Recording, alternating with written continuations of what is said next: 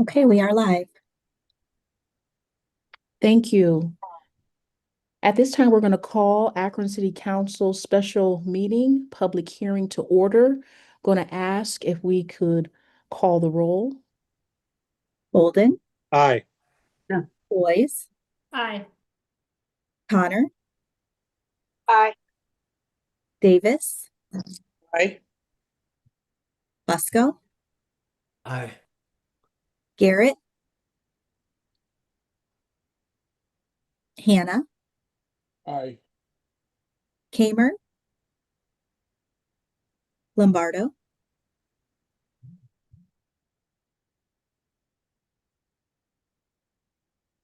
Aye. I was going to say, I thought I saw you join. Yeah, I did. McKittrick, Aye. Amobian, Aye. Somerville, Aye. and Wilson. Aye. We do have a quorum. Thank you. We do have two items that are up for public hearing. At this time, our clerk will read in item number 1.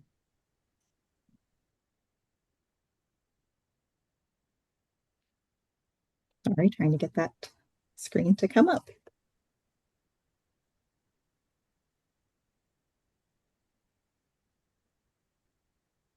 Notice is hereby given that the following open comment public hearing will be held by the Council of the City of Akron on Monday, January 26, 2026, during a special meeting to be held at 5 p.m. Resolution adopting the 2026 Capital Investment and Community Development Program, legally referred to as the Capital Investment Budget.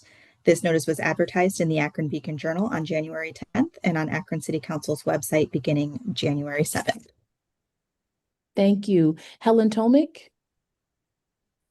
President, council members, the proposed 2026 capital investment program is the result of months of work across departments to determine how the city can best invest in its capital assets in order to improve its operational efficiency, strengthen the quality of life of our residents, make Akron more attractive for private investment, and ensure that the city's infrastructure aligns with our strategic goals and plans. The city's capacity for investing in these assets is limited, and there is not enough revenue or debt capacity to address all of our capital needs. The budget reflects our efforts to make often challenging decisions about what investments to prioritize and what investments can be delayed or foregone. The proposed 2026 capital budget continues the critical work of aligning the city's infrastructure with the needs of a 21st century city. The items in the budget will position Akron for continued growth and allowed the city to better serve its residents. The planning department conducted an in-depth review of the capital budget with City Council on January 5th and January 12th. The capital investment program specifies the types, locations, costs, and general descriptions of capital investments planned for implementation throughout the year. The capital budget focuses on items such as the street and sidewalk improvements, improvements to parks, improvements to public facilities, future economic development projects, debt service previously financed by capital projects, and water and sewer system upgrades. The objective of the capital budget is our construction and rehabilitation that facilitates the vital needs of the city of Akron residents, reducing long-term operating costs, encouraging private investments, thereby increasing the city's tax base and annual revenue, leveraging federal, state, and private funds wherever possible. The proposed 2026 capital budget represents a total investment of approximately $342 million. Funding sources include, as indicated before, local government funds, regional resources, state of Ohio, federal government allocations, in addition to private resources. With that, we open it up to the public hearing. Thank you. Thank you so much. So at this time, we are going to officially open up our public hearing. We did have two individuals who signed up to participate. If we have David Garan and William Reynolds online, if you can please turn on your camera and unmute yourself so that you may be sworn in by our clerk. It looks like we have Mr. Reynolds here with us. Do you swear or affirm that the testimony you give will be the truth? If so, please say I do. I do. Thank you. Thank you so much. And so, Mr. Reynolds, if you'll just please provide your name and address for the record, and you can begin.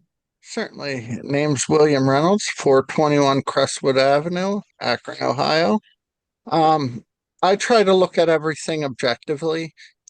So in addition to what I shared in the earlier public hearing, I have some info to share with you. Um, Today I want to address a critical topic within the budget that affects both the safety of our law enforcement officers and the communities they serve. Why many police departments equip all of their officers with long guns, such as rifles.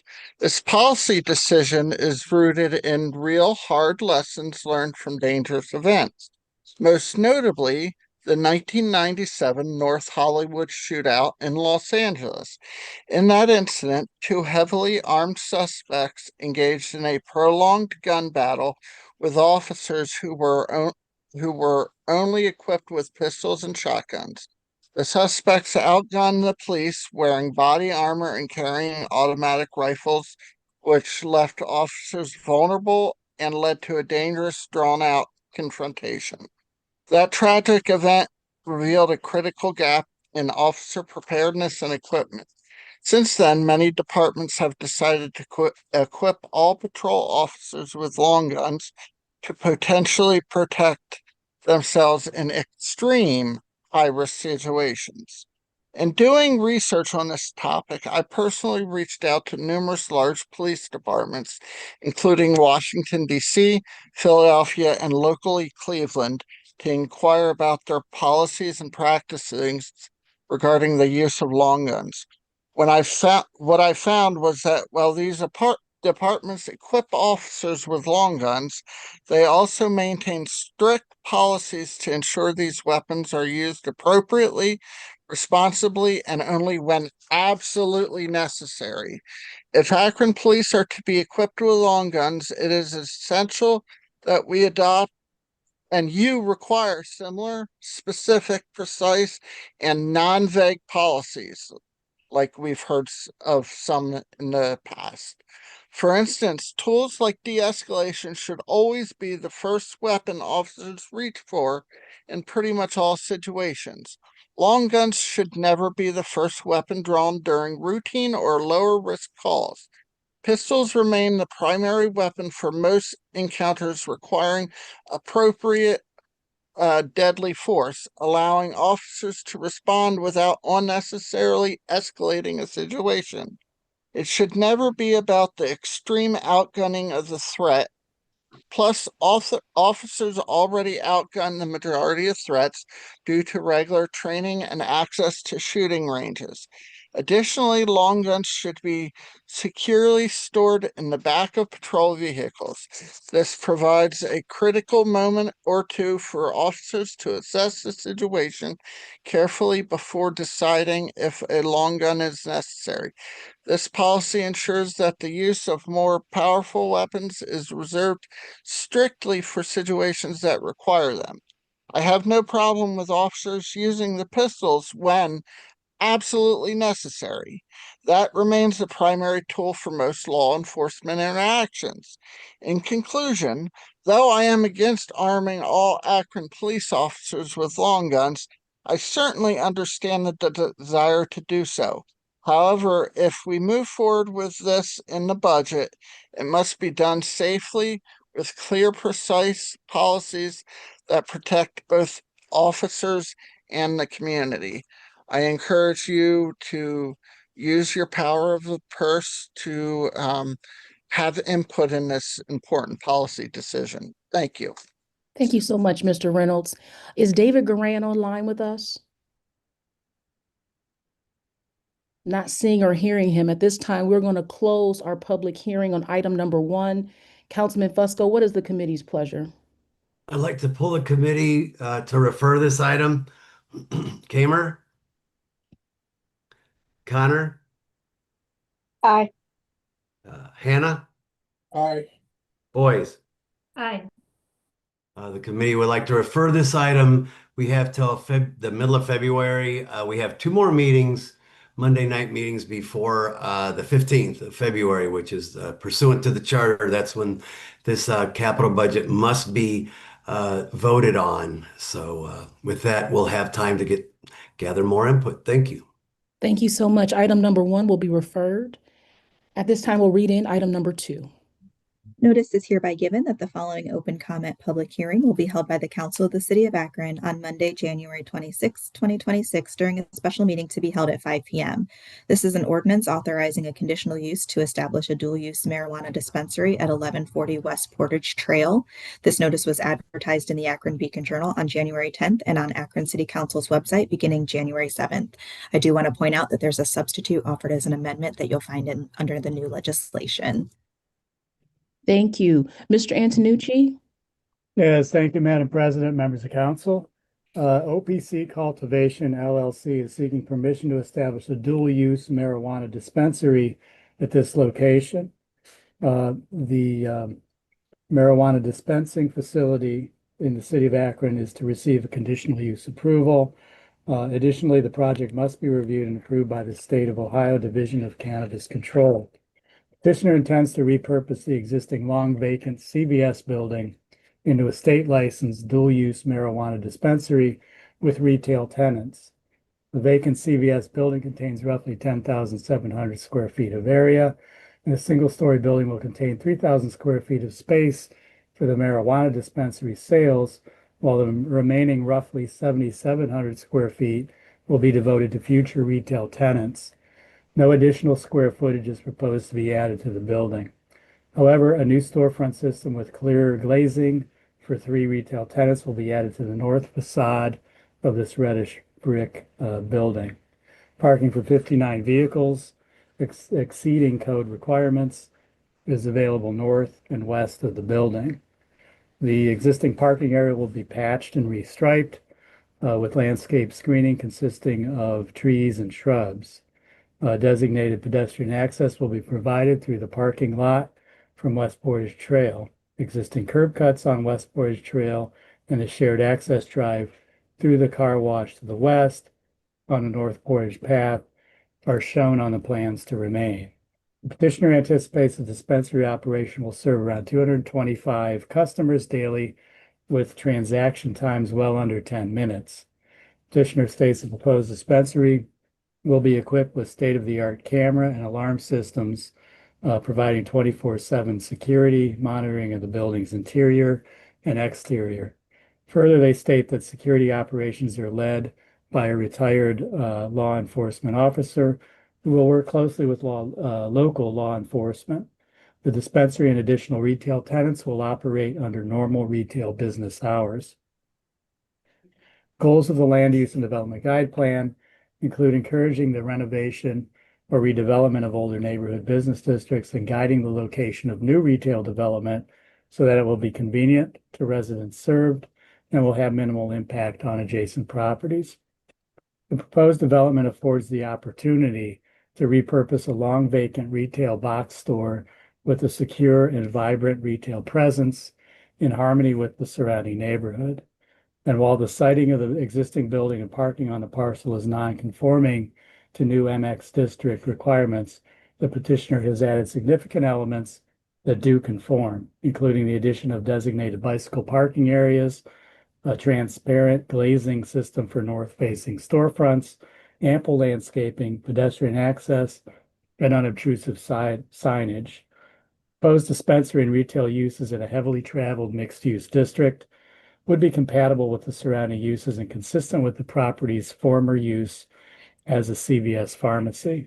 And both the planning staff and the planning commission recommend approval subject to conditions. Thank you. Thank you so much, Mr. Antonucci. At this time, we will officially open up our public hearing.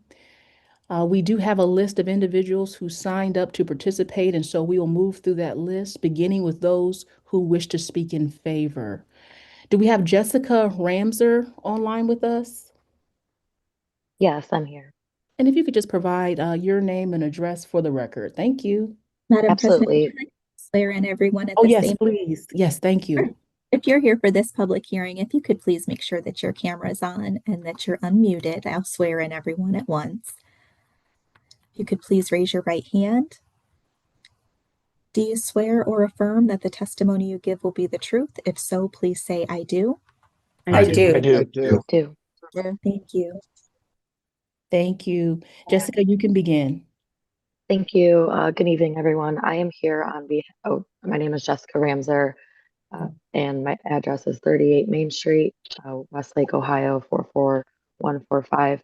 I am here on behalf of OPC Cultivation. I'm the compliance director for the company, and our general counsel will be giving our presentation, but I'm available for any compliance related questions, licensure with the state, the regulations we have to comply with if council has any after the public hearing component. Thank you. Thank you so much. Drew Fickus?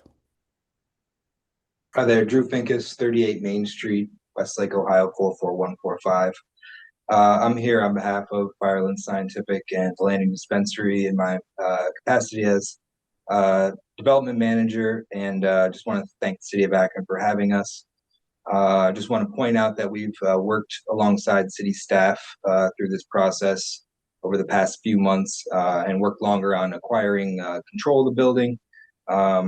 And we've worked well with the staff and worked actually well with city council and the local residents to meet and kind of give our side of everything and answer their questions with our experience.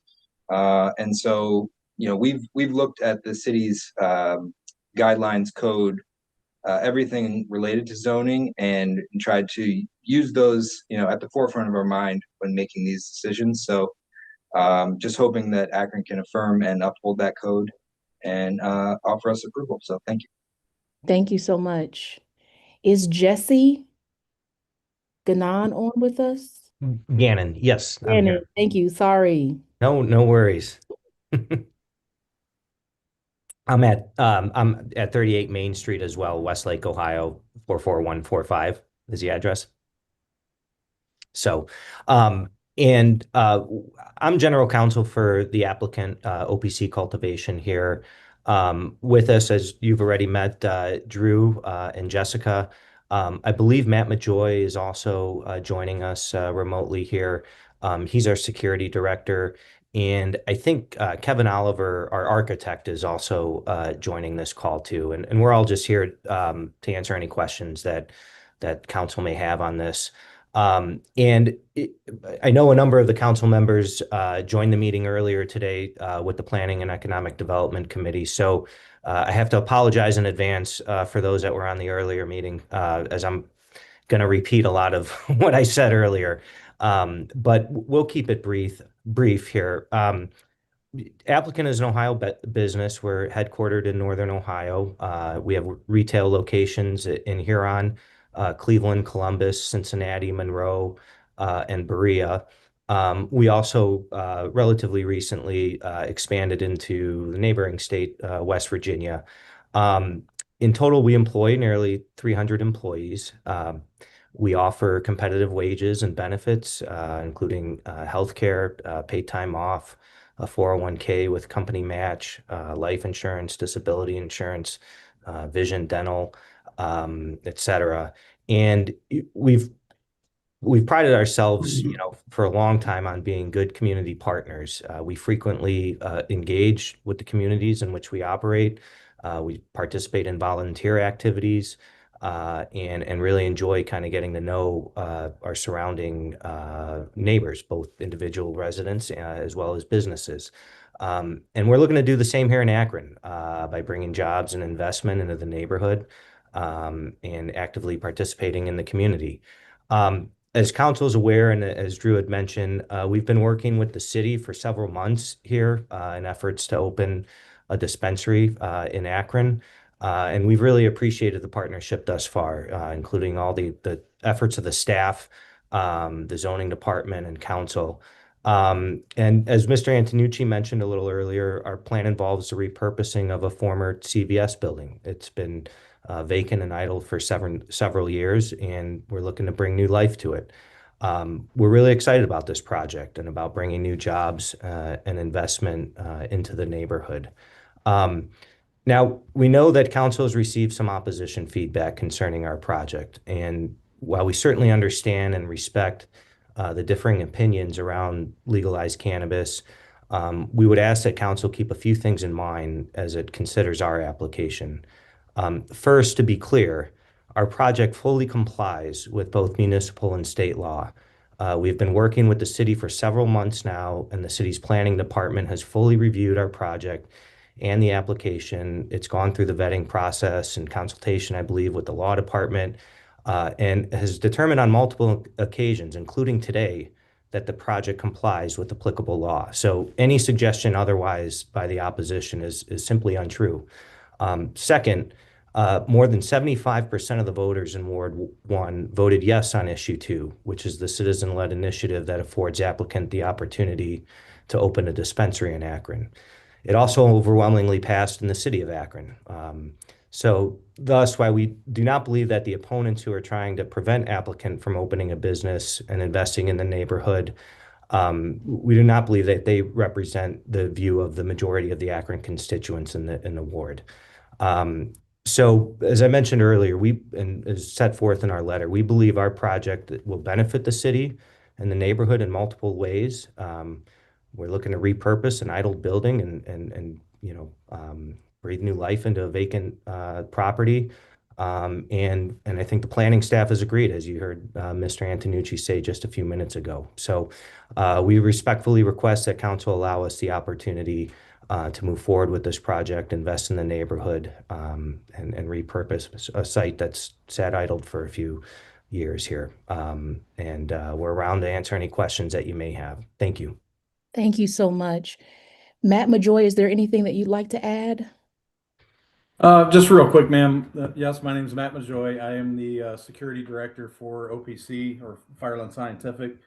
My office address is 2300 University Drive in Huron, Ohio, 44839.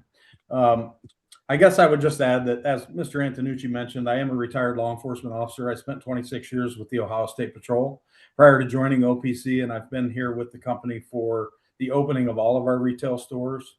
And so the security has been a big part of my position, and security and surveillance, working with local law enforcement, as well as working with the regulators from the state of Ohio that, on our compliance standards. And that's something that our company takes very serious. So hopefully any questions that can be answered about that, I can take care of those for us. Thank you. Thank you so much. Kevin Oliver? Yes, hello. I think, as was mentioned, I'm Kevin Oliver with Oliver Architecture, 7100 Euclid Avenue, Cleveland, Ohio, 44103. We're the architect for the project, and happy to answer any questions about design, the site design, here if needed. Thank you so much. At this time, we're going to move to those individuals who signed up to speak against. Is Nick Parason online with us?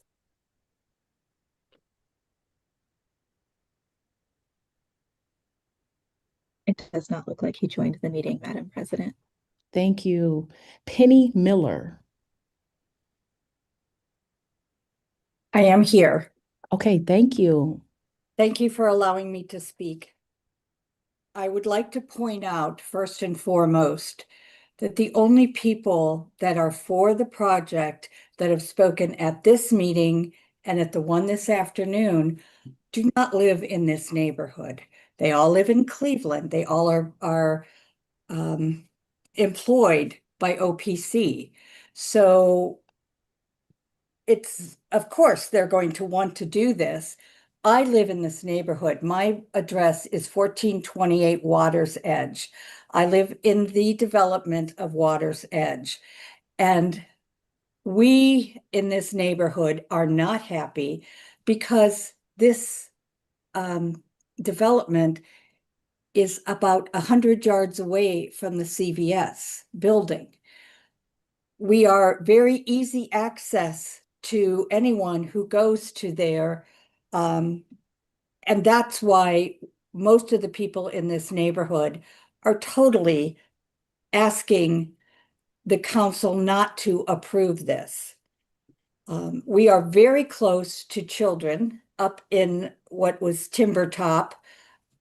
If you've ever been behind a school bus coming down Portage Trail and they stop to let the kids off, you are there for a good 10 minutes with all the children that get off those buses. So there are so many kids in this neighborhood. We have a private road that goes into our neighborhood that we are quite concerned that people are going to use in order to get into the dispensary. And what is to stop these people from them coming into our neighborhood? Right now, I feel very, very safe here. I feel that people coming into this neighborhood are usually just the people that live here. But what's to stop the people from coming, seeing, oh, let's go drive down this street and see what's down there. We have many elderly in this neighborhood, me included. We are out walking our dogs. We all have to walk down to get our mail. So, we do have, it's really nice not to have a lot of traffic in here. Talking about traffic, this is something that I have been very stressed about since I started living here. The right turn from Portage Path onto Portage Trail, people do not stop. They don't have a stop. They can just turn. So it is really, and they don't slow down either. They're going 30, 40 miles an hour around that turn to go up the hill. I just see this whole traffic situation being a mess. People, if I want to leave this development at 4 o'clock starting at 4 o'clock in the afternoon, I cannot go out Winding Brook and turn left. It is absolutely impossible. People are going too fast up the hill. So how are they going to be able to come out of the CVS parking lot and make a left? It's going to be very, very difficult. I am very concerned about our property values. We were told that nothing would happen to our property values, and I don't believe that because we are so close to that area, so close to where this dispensary is going to be, that I am very much afraid that our property values will go down, and no one in this neighborhood is happy about that. I did ask this question earlier and still have not received an answer. They said they would have 24-hour security so that we would be safe. But that was said at the meeting that was held at the Mexican restaurant. And they didn't say that there was going to be security physically there to make sure that people aren't loitering around that building or coming into our area to use whatever they just purchased. I ask, is this a person or is this camera only? And only on their front door and their back door and only being watched by someone far away. We didn't get an answer to that. I just feel that this is too close to our neighborhood. The people that have presented a positive, we need to do this, do not live 100 yards away. They do not live where this is going to cause problems. And that's what I'm going to now turn it over to other people. Oh, I did ask earlier that you don't vote on this today. I know that there were many people in this neighborhood that wanted to come to the meeting, especially the one at 1 o'clock, but were unable because of the weather and because of the roads. So I don't think it's quite fair that you go ahead with this vote today. Thank you for letting me spiel what I wanted to say. Thank you so much, Mrs. Miller, for your testimony. Is Jennifer Constan with us? Yes, I'm right here. Thank you. Thank you. I do want to just correct something that Penny just said. It is not 100 yards from the CVS to the first condo. It's less than 100 feet. So that's how close we are to this property. So with that being said, my name is Jennifer Constand, and I live at 1425 Waters Edge Drive. And I was on the afternoon meeting, and I am going to reiterate what I said, and then I'm going to add just a little bit more. We have a wonderful, diverse neighborhood of 81 condos. And while the vast majority of owners are of retirement age, we also have young families. You will see people walking, some with walkers and some with strollers, some walking their dogs, neighbors riding their bikes and children on scooters.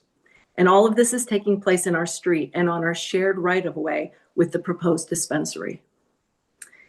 90% of the residents in my development are adamantly opposed to this dispensary due to the traffic and safety concerns. Akron City Planning Director Kyle Julian stated that Akron Peninsula Road has been designated a high injury network road.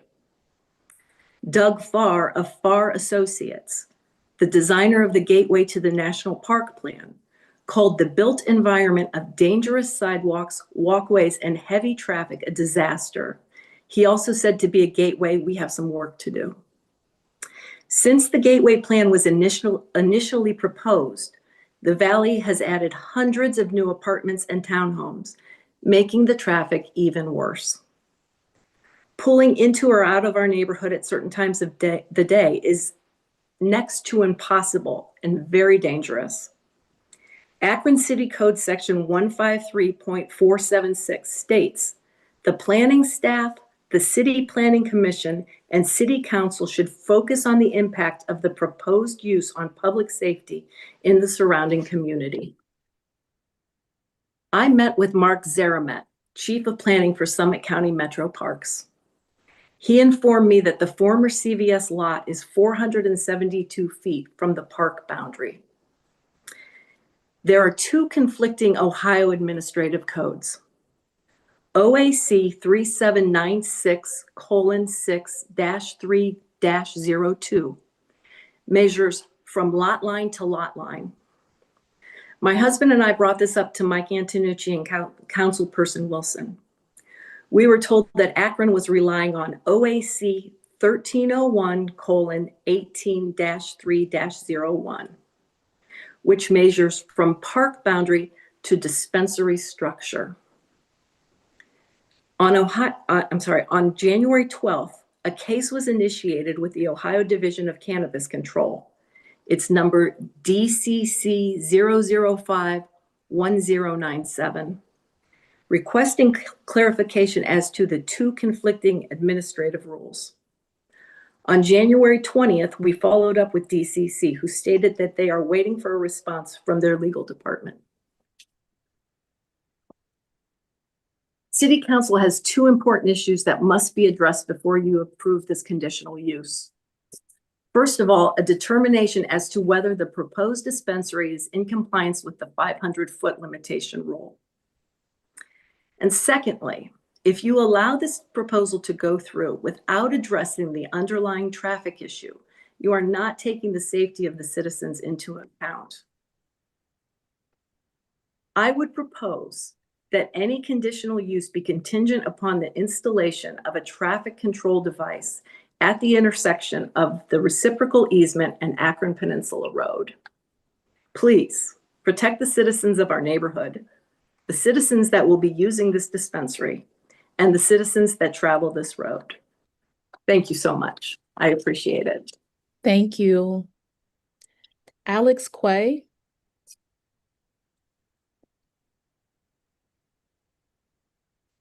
Hi, good evening, Madam President. Hello.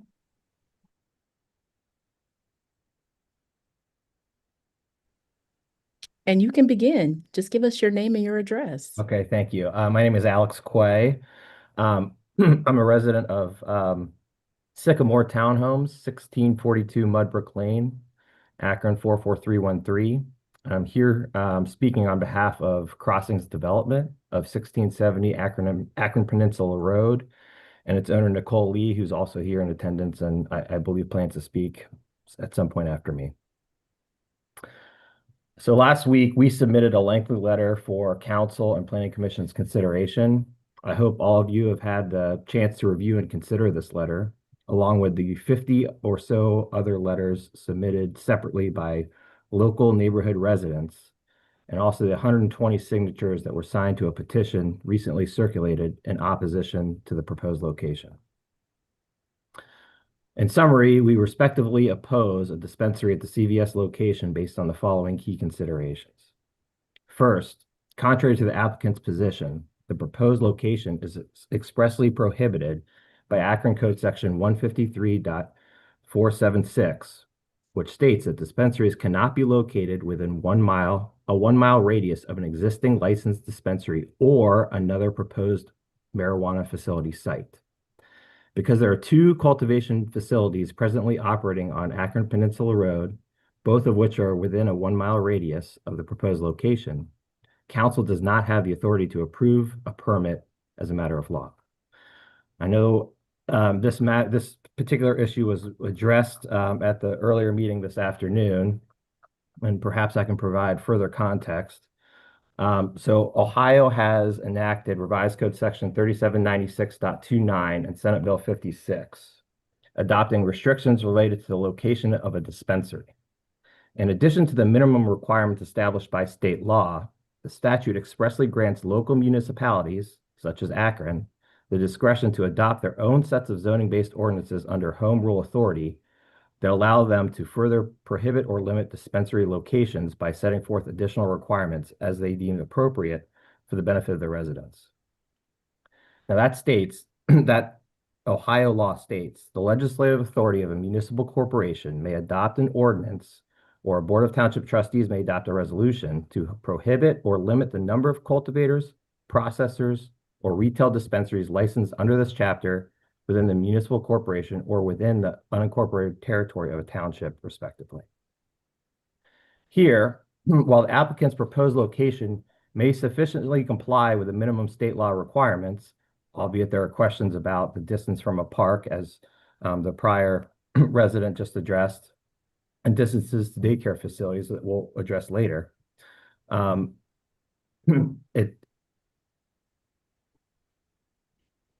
It does state, the ordinance itself does state marijuana facilities for cultivation, processing, dispensing, or testing shall not be located within 500 feet of a school, church, public park, public playground, or public library. This portion of the ordinance notably mirrors the state law's minimum spacing requirements. However, Akron's code goes beyond that. It then diverts from the language of the Ohio statute and adds a notable additional restriction, stating dispensaries cannot be within a 1 mile radius of an existing licensed dispensary or another prohibited marijuana facility site. A marijuana facility site is a legally defined term and includes both retail dispensaries in addition to processing and cultivating businesses. Therefore, because 2 cultivation facilities are located within a mile radius from the proposed location, the dispensary cannot qualify for a conditional use permit under local law. Now, to the extent the applicant suggests that the intent of Akron's ordinance was merely to adopt or mirror the state's requirements verbatim, thereby suggesting that the requirement does not actually apply or can be legally ignored here by council, it is well-established law. The legislative intent must be interpreted based on the specific language employed therein.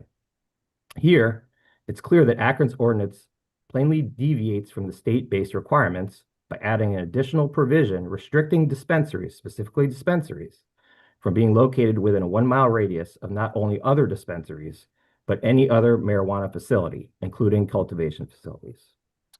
Similar ordinances have been passed by other municipalities and include this additional requirement, while others do not. Because Akron's ordinance does include this requirement, which remains in effect, it must be applied as written.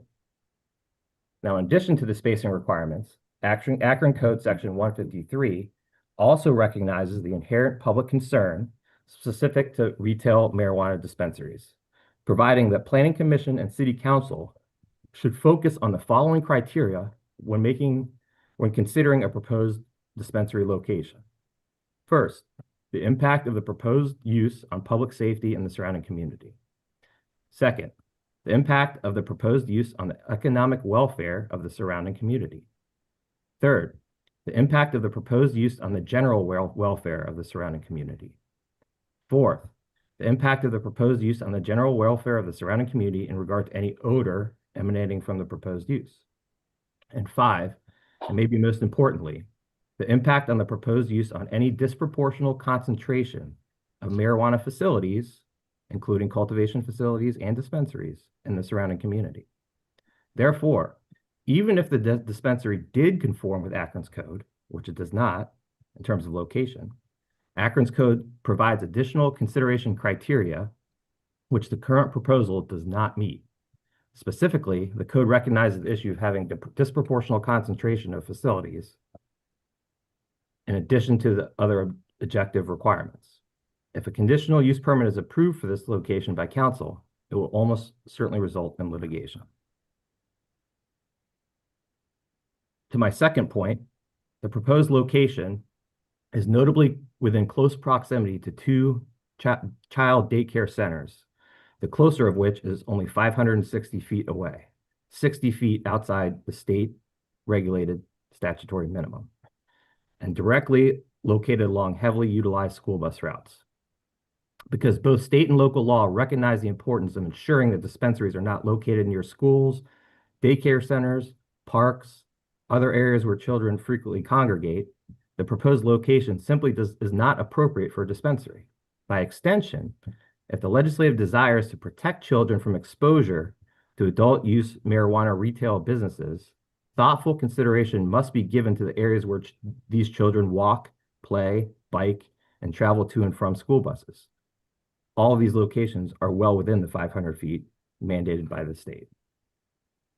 Third, a dispensary at the proposed location directly conflicts with the city's redevelopment goals for the neighborhood as reflected in its master plan adopted in 2022.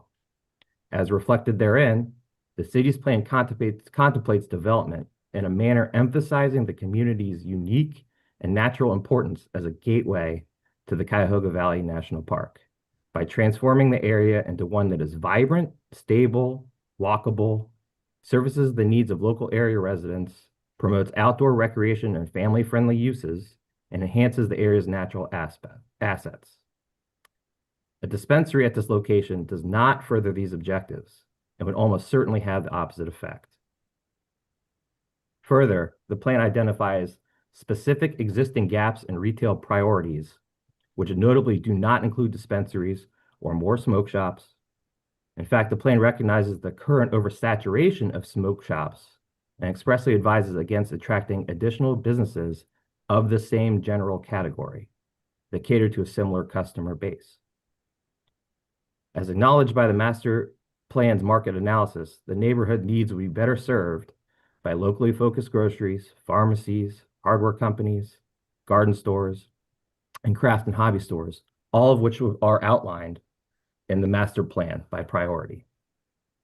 Now, in commonality with these types of businesses the Valley does want to attract is the fact that they attract local, family-friendly customers and promote outdoor recreational and family-friendly uses, which further the master plan for our neighborhood.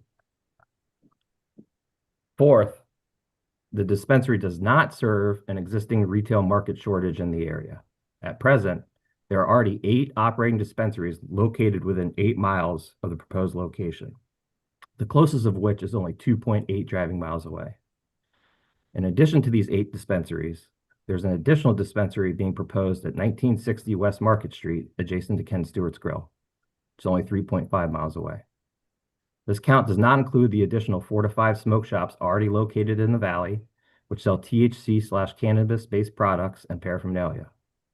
Adding another dispensary is simply not the best use of the location's existing retail space when it comes to a thoughtful development perspective. It's a short-term fix to utilize a vacant building that's short-sighted and does not see the long-term impacts and visionary goal for the valley. Fifth, the dispensary will undoubtedly increase traffic at already congested intersections. A dispensary in this building, particularly of the proposed size, will not attract a walkable customer base, but will instead increase auto-dominated traffic predominantly from non-local residents, especially where a drive-through is contemplated. Portage Trail is a one-lane street connecting Merriman Valley to the city of Cuyahoga Falls. Neighboring apartment and condo residents already have difficulty turning in and out of their residences and do not have alternative access points. A dispensary at this location would only make traffic safety worse. Sixth, in contrast with the 8 existing dispensary locations in the greater Akron metropolitan area, the proposed location is uniquely enveloped by a dense residential housing. The Water's Edge condominiums, the Waterford Cascade Falls apartments, the Ridge, formerly known as Timbertop, are all adjacent to the location. In addition, the new Sycamore Townhouse development is also nearby. Because studies demonstrate that property values and residential demand is reduced in areas where nearby dispensaries are located, it simply does not make practical or economic sense to approve a dispensary for this particular location. The point is acknowledged by the fact that the other neighboring dispensaries are located in predominantly industrial or commercially zoned districts, adequately set back from dense residential housing for obvious and well-contemplated development reasons. As you may know, OPC previously applied for a permit for a location in Highland Square last year. Due to substantial opposition from residents at a ward meeting, OPC voluntarily withdrew its application in early December. Among the various concerns raised by neighborhood residents there were its proximity to adjacent single-family homes and apartment buildings, its proximity to schools and mental health and other treatment facilities, its proximity to existing dispensaries, increased traffic, parking, and safety concerns, and its potential impact on the overall character of the neighborhood. Because OPC is again seeking a neighborhood-based location in such close proximity to dense residential housing, the very same concerns addressed by Highland Square's neighborhood remain and are not alleviated here.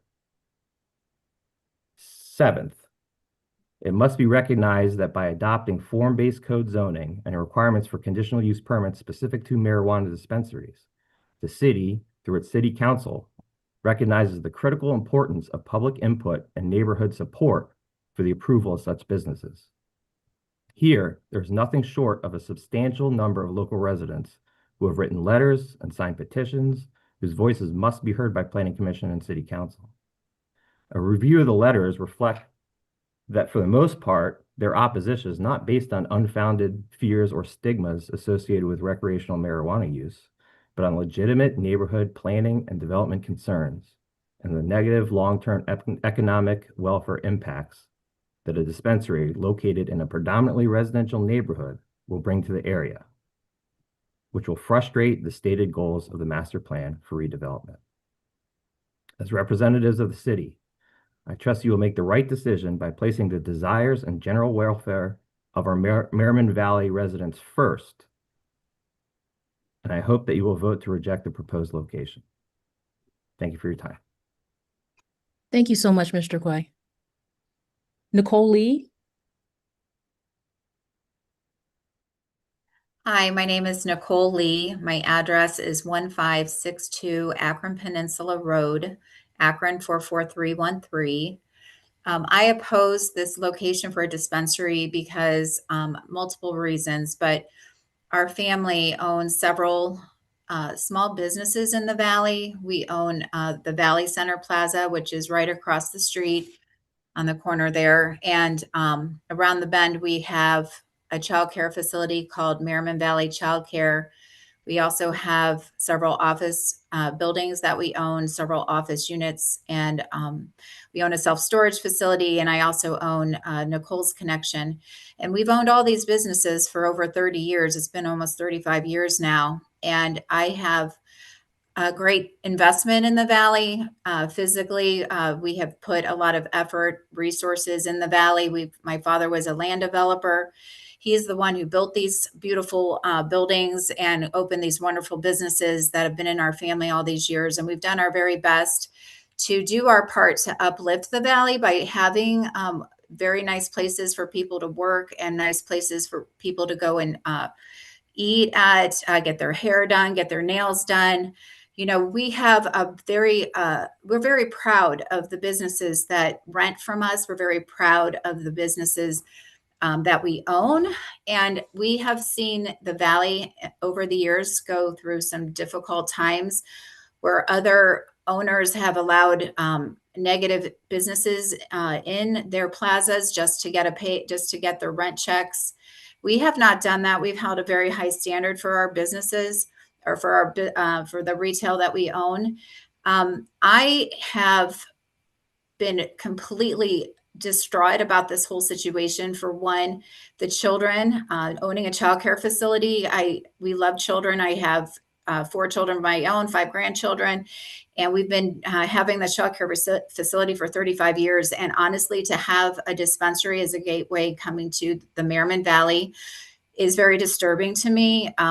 There are so many children that live at those apartments up there, and as I stated previously, I witnessed, counted one morning, at least 50 children getting on the school bus there. And that does not mean that I got them all. And there's also 2 routes. And I think there's probably close to 100 children within a very close distance from that dispensary that will be able to have access to walk in front of it, to loiter, to hang out, to be influenced, to think it's normal, just, and I'm very concerned about that. I am concerned about also all of those business owners that are in the Valley, that they will be turned off. There was and maybe they won't renew their lease, or there'll be negative situations from crime or things that come along with this sort of thing. I'm also a licensed real estate professional, and I've been licensed since 1992. And the National Association of Realtors did a very large study in 2025. They had 75,000 active members who practice real estate, and also normal residential, and then also 53,000 commercial members to be involved in a study. And what they found was that commercial property values near dispensaries, 10 to 20% had seen a decrease in commercial property values, 10 to 20%. And then they also did in that study, the residential property demand. They said that 16% of the members that did this test saw a decrease in residential values and a residential demand, meaning that people who had their houses on the market weren't selling them like other people because people have, afraid of the stigma of a dispensary being next door to them. But these are an actual test that had gone out and had great stats, that had good information by licensed real estate professionals. It's just not some guessing game. These people know what they're talking about. But the other thing is, they had also asked about perception of crime, whether the crime existed or didn't exist. 21 to 28% of commercial members reported the perception of increased crime. So wherever there is a perception, people will just assume, which then just deters them from actually wanting to rent there or own there. And these are facts. And the reality is, the Valley is so important. And I know that you guys believe this, because that's why the master plan was put into effect, because people know how important the Valley is. We have to be able to do our very, very best, whether it means being patient for the right person, or going out and pursuing the right business to come in. Money is not everything, but perception is important. We want the Valley to be good. We want the Valley to be wholesome. We want it to attract the right people. We want it to thrive. The national park is such a gem for us, and everything that we do matters, from leasing to a tenant that is bringing in bad business, or a tenant that's bringing in good business, whether we're protecting the children or we're not protecting the children. You got to think long term. No matter what decision you make, what is the very, very best that we can do with this decision for the future of the Valley? And with that, I'm done speaking. Thank you. Nicole, thank you so much. Charles Santa Maria.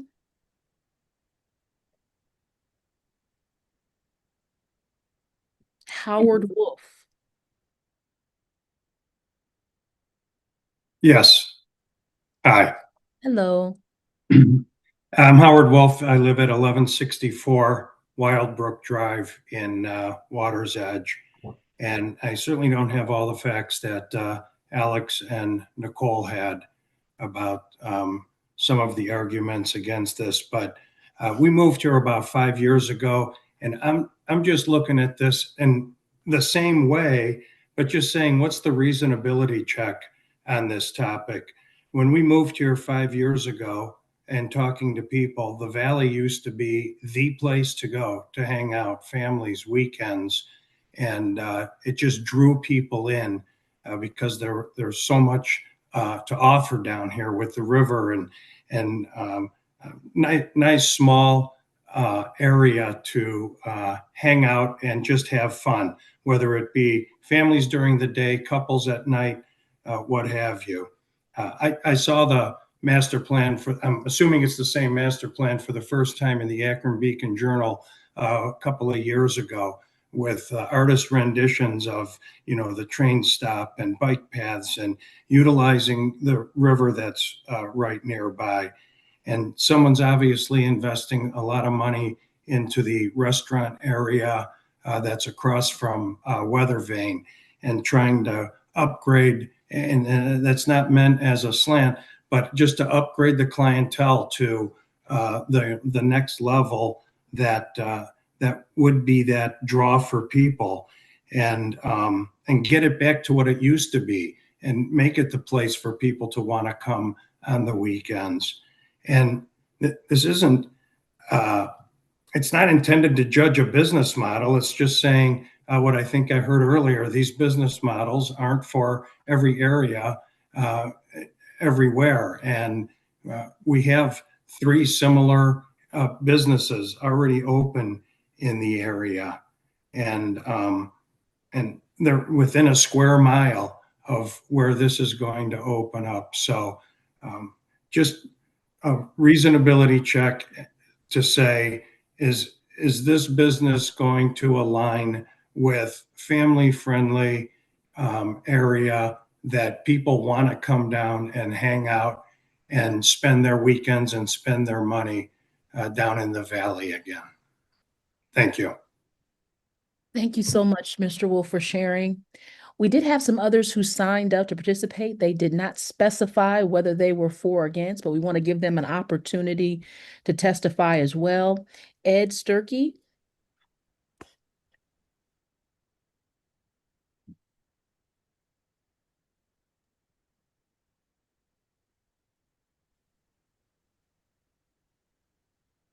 Ed, can you hear us? I can. Can you hear me now? Yes, we can. Okay, great. Thank you, Madam President. And thank all of you. I live at 1844 Sackett Hills Drive, around the corner from this proposed project. Lifelong Akron resident. I mentioned earlier I have somewhat of a unique living circumstance right now on a bit of an island. Those of you who have been up Sackett Hills Drive, my house is the last house on the street and the only house on Sackett Hills Drive that is connected to Cuyahoga Falls. So I still consider myself an Akronite, though. I had my professional career in Akron in the fire department and EMS, and also a parallel career in banking that I mentioned earlier. I also have served on multiple boards, and I'm an elected official in Summit County as we speak. I served as a trustee board of NeoMed and was a community banking representative to the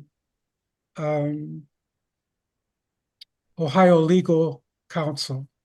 So I just say that to say that I'm not unfamiliar with the proposal that's before council. I heard a lot of the comments earlier. I'm very, very grateful for all the council members who took my phone calls. My phone has been burned off the hook with people who have a concern for this. I was curious about Mr. Gannon's comments earlier, and maybe he could speak to this when I'm done, about the outreach in this area when the folks that I reached out to, whether that was the national park, the Metro Park, the people at Water's Edge, the people in the Woodridge Local School District, none of them were aware of this project, with the exception maybe of the Metro Park prior to several weeks ago. So I don't know who got reached out to. And of those that I reached out to, the opposition, as all of you have heard over the last 20 minutes, is extremely strong. So I guess I'm saying that to Mr. Gannon's comments, also after Attorney Alex Quay's comments, both of those statements as to the legality of the location of this facility simply can't be true. Unfortunately, someone who's not participating in this gathering is the City of Akron's law director. And I frankly, Madam President, don't want to see one more dime spent on unnecessary litigation as would be forthcoming if time wasn't allowed in a vote tonight by council for this to undergo further review and further scrutiny. It is, as I'm about to read, wholly this proposal incompatible with the Merriman Valley Schumacher area master plan, which was at significant cost to the city of Akron and the city of Cuyahoga Falls, which Portage Trail borders. Again, the cities of Akron and Cuyahoga Falls are collaborating on a master plan process for the Merriman Valley. Through this process, the cities hope to ensure that the Merriman Valley and Schumacher areas will become more walkable, healthy, equitable, beautiful, and resilient places to live, work, and play. The utilization of this piece of property for the purpose that it's intended will do none of that to add to the Cuyahoga Valley Master Plan. Once again, both of these things can't be true. I believe that this is short-sighted. In speaking with the Woodridge local schools, which someone might say that's down the road there from Akron, but we were told that 1/4 of their student population comes off of Portage Trail, as was referenced earlier. So there's a significant number of young people there. I would love to hear from the City of Akron Law Department something definitive as to whether or not the allowance of this facility is even legally possible. Mr. Gannon and Mr. Quay both can't be correct.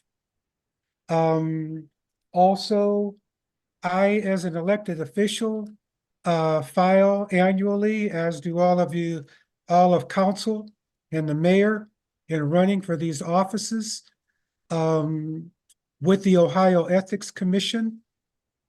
There's nothing wrong with being invested in these entities as proposed. However, if I were to be invested in one or receive money for my campaign to run for the Summit County office that I currently hold, I would have to recuse myself from voting on whether or not this would be allowed. It would be nothing illegal for me to take their money or to invest my money in them. However, I don't know that that's commonly known among all the people who would be voting on that issue this evening. It is not an accusation, Madam President. It's just a fact. Last but not least, I would say that I would ask respectfully for time, and I want to thank Ms. Omobian for her opposition earlier to this proposal.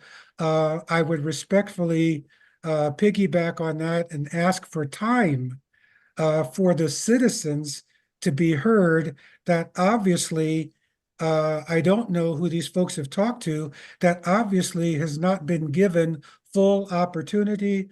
Last but not least, under Ohio ORC, there are other 163, there are other alternatives for the city of Akron to examine for the utilization of this property. This is going to go way up or it's going to go way down, depending on what decision is made in council tonight. So I believe it deserves more time. ORC 163 allows the city of Akron to interact with this property owner for fair market value for this property. That is an option that would open this land up for the other uses that were determined.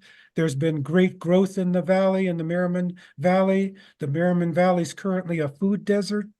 I read in the Wall Street Journal the other day that Barnes and Noble would like to open 70 more outlets. If you had an opportunity to choose between something that was going to draw to the valley or repel people from the valley and to the national park, who has 2.8 million visitors annually, and Portage Trail being the southern entry point to that area, we have a unique opportunity to do something special and to allow the citizens of the city of Akron and as taxpayers and voters to be heard on this issue.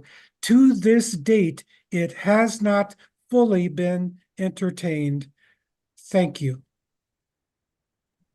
Thank you so much, Mr. Sturkey. Is Carl Buck online with us?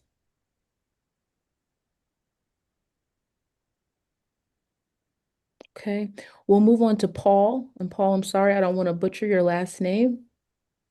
That's perfectly all right. You can probably hear me. It's Kuchkowski. Thank you. Everyone does, so don't worry about it. It's okay. First off, I want to just let everyone know that I was unable to Zoom earlier today, but I was able to watch it on YouTube. So I was there for the entire meeting earlier today. Two items. My address is 1510 Waters Edge Drive. Not only is my wife and I residents of Waters Edge, but I am a Homeowners Association president of the Waters Edge Homeowners Association. 2 points that were made earlier. My driveway, I am one of the closest to this building. My driveway is 200 feet from the corner of that building, and the closest unit in our complex is 97 feet from that building. I can practically throw a rock to the building from my front door. It is that close. Couple of things. I've had an opportunity over time during the week to go by the location down at 737 East North Street, Bloom Medicinals. And they are busy all the time, to the point where I saw they had actually added an additional parking lot on the other side of the river. My concern with that is that number one, our closest condominium to that building is probably about that same distance, probably about 97 feet, less than 100 feet. And I would be concerned that there would be people parking all over the place. Another item, just to note, that our complex is technically a gated complex without a gate. It is also not a through road. So if people were to try, as was mentioned earlier, I believe by Penny, if people were to try to drive through our complex, they would end up turning around and having to drive back, which would increase our traffic considerably. We had an incident a few years ago where Portage Trail had to be closed due to a car accident, and people were just driving through our complex left and right because they thought it was an exit out, and it is not. We border the river on almost 3 sides of our complex, and we are just this quiet little corner of the world where 81 residents live, and it's a very peaceful place. My wife and I are personally in opposition to this project. And as the president of the Homeowners Association, the Homeowners Association officially is also in opposition to this project. We've talked about it during our homeowners board meeting last week, and I just wanted to bring those couple things to light. I've had numerous conversations with Alex Quay. I had previous conversations with our councilperson, Fran Wilson, when they had the meeting in the neighborhood a few weeks ago. So I appreciated him setting that up and allowing our residents to attend that meeting. As was also said, yeah, many of our residents have computer challenges and would be on this meeting if they had an opportunity to do so. But I wanted to make sure that I represented not only the homeowners association, but also a resident of this complex. Many things have been said so far, and I won't repeat too many more of them, but just wanted to say that I'm in opposition as well as the association is in opposition. Thank you. Thank you so much, Paul. Lisa Russell.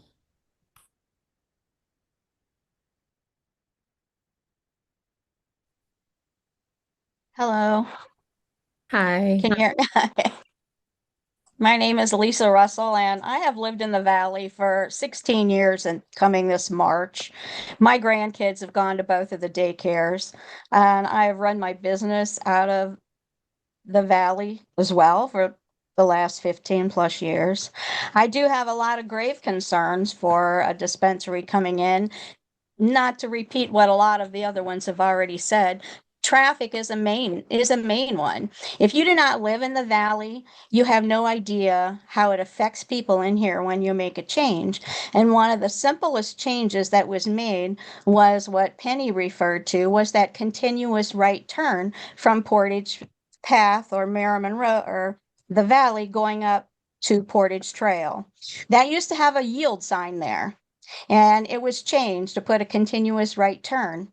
You have no idea how fast they come around that corner. And if you're coming from the other side with a green arrow and a light to turn where you have every right to go, you have to fight to go because that traffic is so terrible right there. And at that intersection, it's less than 100 feet from where the dispensary doors will be to access that dispensary. So it's going to cause nothing but a bottleneck both ways. And like I said, if you don't live here, you don't really realize what is happening. There's about 21,000 cars that go up and down Portage Trail every day. And OPC indicated that they have 225 people that come in their doors, which would equate to about another 82 to 83,000 cars a year coming down and up Portage Trail to access that dispensary. Now, that doesn't include the other 7,700 feet that they tend to sublease for additional businesses. It's going to add additional traffic to this area. It really is, of grave concerns.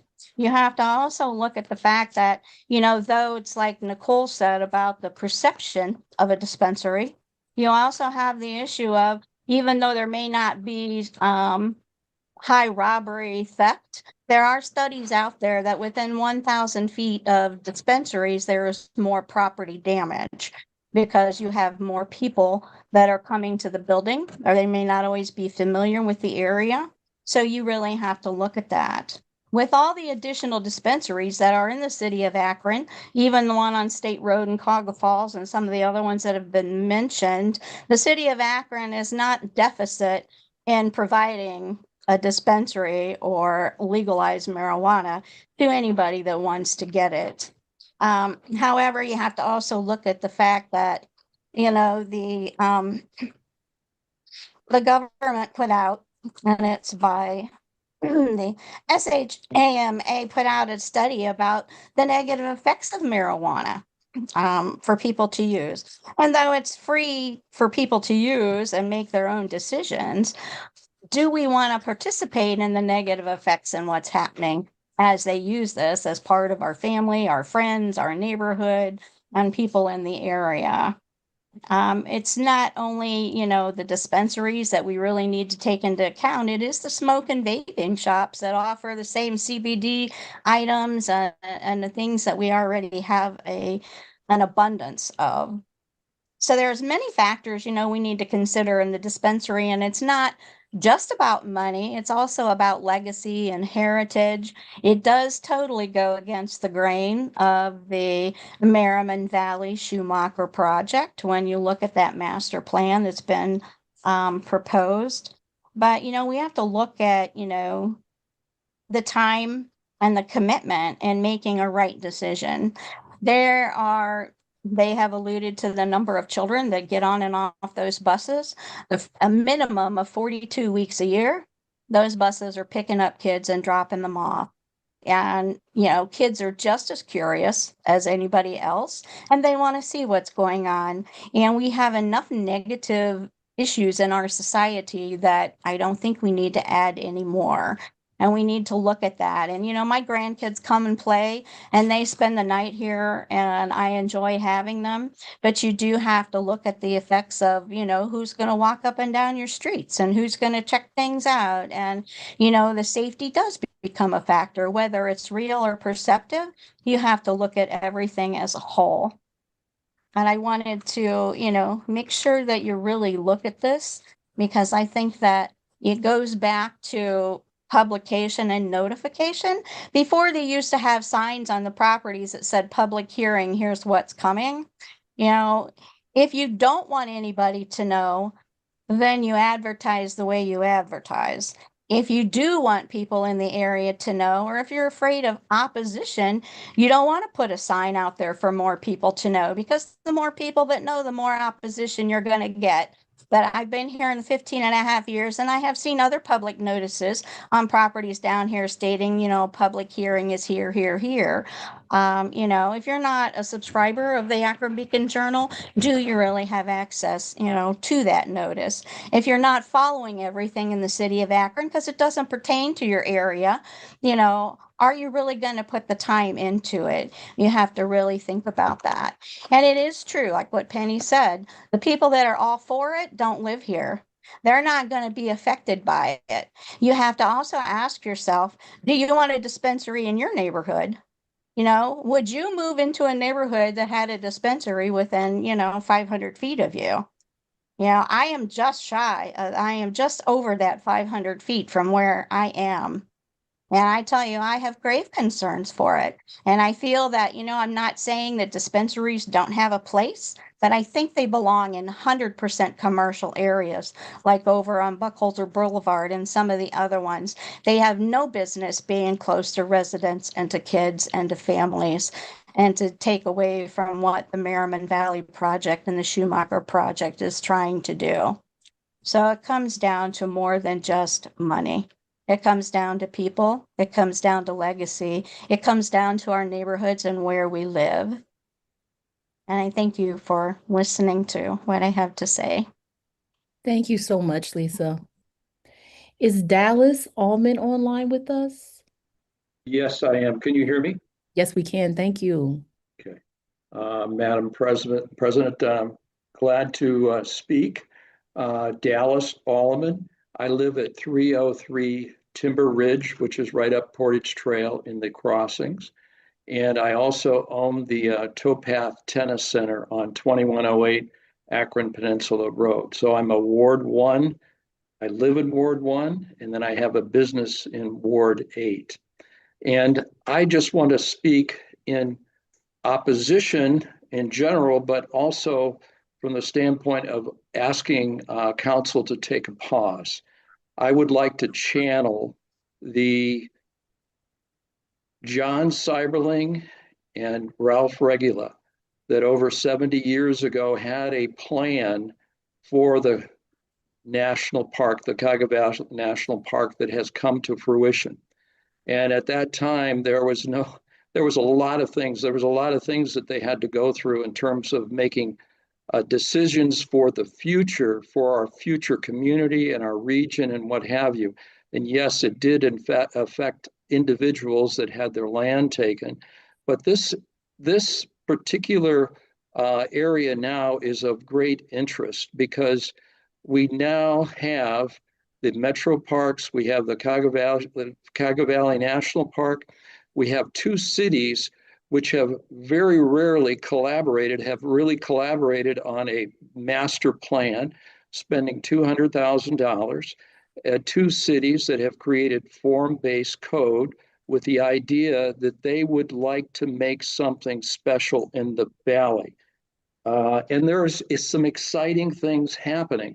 And one of those things just recently is the Department of Natural Resources has granted $500,000 for a multi-use trail that's going to be on Akron Peninsula from the communities here, the apartments and condos, down to the business district. I don't know how that's going to take place.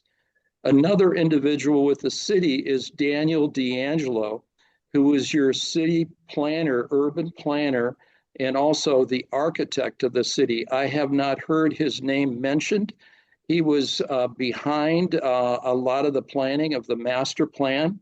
And just of recent notice in the West Side Leader just this week, Daniel D'Angelo is a resident of Peninsula, but he, and I'm quoting this, he learned that there was the Federal Highway Administration has selected the Cuyahoga Valley National Park as one of the 5 national parks in a phase 1 study on how to improve access between national parks and gateway communities. I think this is something that if we think about national parks on a national basis, to have the attention drawn to our Cuyahoga Valley National Park and being selected as to how accessibility in a community could use that park. And then I'm thinking about Akron and Cuyahoga Falls, and we're just saying, well, let's take the lowest common denominator and fill space with this project. I'm not opposed to marijuana, the dispensaries. I'm opposed to planning that doesn't take in a full scope of what really could take place in the area. So from that standpoint, there's other things from a business standpoint I want to share with you. And it was interesting there, Lisa said something about transparency.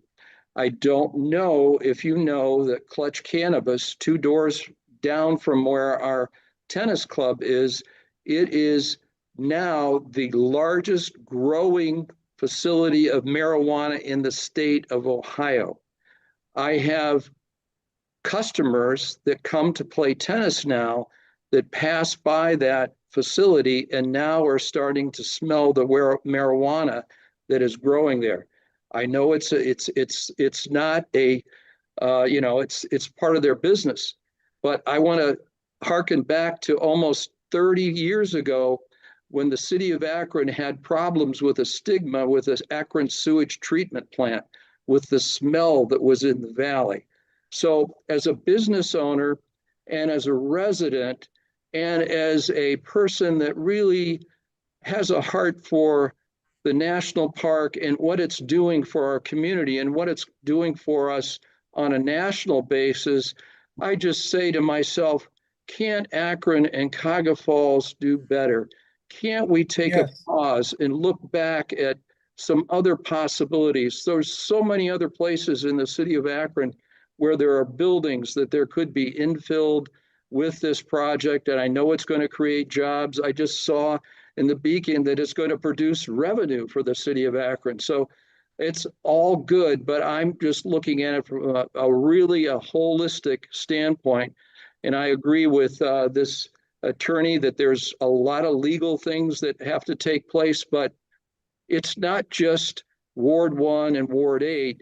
I think it's going to be a greater picture in terms of what are people from outside the area going to look at when they see this area as a gateway to the national park, and it has a stigma of vape shops, marijuana dispensaries, and growing facilities, and it's happening. So that is my personal opinion from a long-standing business owner as a resident, and I share the opinions of many of the people about the real estate and what have you. But holistically, if I was sitting next to John Cyberling, I think he would have a frown on his face if we go forward as as legislatures to let this happen. That doesn't mean there's not a place for this kind of business. I think we just need to take a pause, take a longer look, and just say, hey, we've spent 200,000. Here's another 500,000 that's coming into the area with the multi-use trail. The city of Akron has just added another connecting trail down from those apartments past that. There's so many good things happening that let's just take a better look at what needs to happen here. So that's my opinion. And I have a long history here, and I share a lot of the concerns that the other people in the area here have. And thank you for my time. Thank you so much. Is Barbara Ann Gross online with us? Okay, seeing and not hearing her. William Reynolds. Howdy. So I am the one citizen of Ward 1 Akron that is speaking in favor of this proposed use. I think that, there's never, especially when there's any houses near a place like this, there is never a perfect spot for them. Hearing, many people say their concerns is the traffic and safety, and that's their main concerns. I agree with that. And I think that needs to be addressed in the design and building of the property. So I would encourage not just the city council, but those doing the project to take heed and to do some things to reduce the impact on the neighbors there, like potentially closing off the back entrance that goes to a private road. That can easily be done as they're renovating and building on this property. So, I just want to, for both the business and the citizens, I'd like to see, them work together kind of as a team. They might not be completely thrilled with them going there, but, as it was said, this isn't really a walking location, so you're not going to have, a bunch of people walking through. So if you can control the traffic and also have the appropriate security on the property, I think that this could be a good way to use a building that has been empty for a long time. I have not heard anyone suggest something different. So I would encourage, like I said, both the citizens and the business to work together to use this property. Thank you. Thank you so much. Is there anyone else on the call that did not have an opportunity to speak that wishes to do so? Okay, I do see, and that's someone who has not already had the opportunity to speak. I'm so sorry, Penny. If there's anyone who has not already spoken who wishes to do so. Okay, and I don't see or hear anyone. So at this time, we are going to close our public hearing. Councilman Fusco, what is the committee's pleasure? Yes, I'd like to pull the committee for a favorable report. Connor? Aye. Hannah? Nay. Boys? Aye. The committee's report is favorable, and we're asking for passage this evening. Are there any objections to suspension of the rules? Seeing and hearing none, the rules have been suspended. Any further comments, Councilman Fusco? Yes, I do have a couple questions that might help in terms of number one, the land use itself. I believe that we still have Kyle Julian on. I'd like to ask him about that, plus the distancing and the traffic. Those three items. If Kyle's still on. Yeah, I am. I'm sorry. It took me a minute to figure out how to unmute myself. Thank you. I'll take those in reverse order. traffic. We've acknowledged that it's a problem in this in this intersection as well as the other intersection in the valley, and we're pursuing funding to do traffic studies. The one resident mentioned the continuous right-hand turn, the slip lane, as we call it. It never should be allowed in an urban environment. Love to unwind that and are looking at precisely, that in order to make this a safe intersection, both for people in cars and people on foot and people on bike. You remember we also just added a sidewalk up the hill here to make it more pedestrian friendly. As someone else mentioned, we've got the multi-purpose trail that we're working on. All of these are of a piece with the Merriman Valley Plan, and we're working to make those investments to improve transportation for all modes of transportation here. So there's that piece. The land use question. This is a retail parcel. This is a retail use. It's entirely consistent with that. The impacts that this particular use will have on that parcel are consistent with what used to be there when it was a CVS and what would be allowed by right that we would never even consider with a retail shop of any variety. And so, the question about this particular form of retail, what they're actually selling, they're selling marijuana, which is legal. And is not in and of itself evidence of crime. And so then we have these other conditions, and we feel that those have been met. I addressed the spacing questions about the way that the code is phrased earlier this afternoon. And we feel in the planning department and in law that this is consistent with that, and that we've met those requirements. And so from our perspective, we have met the obligations of the code, both and the state has, its process to review, and it will determine if it meets the obligations there. We feel that's the case. Again, big objections here around traffic questions. I agree there's a problem here, and we're working to make that better. But another use could go in here and have the same traffic impacts, right? And so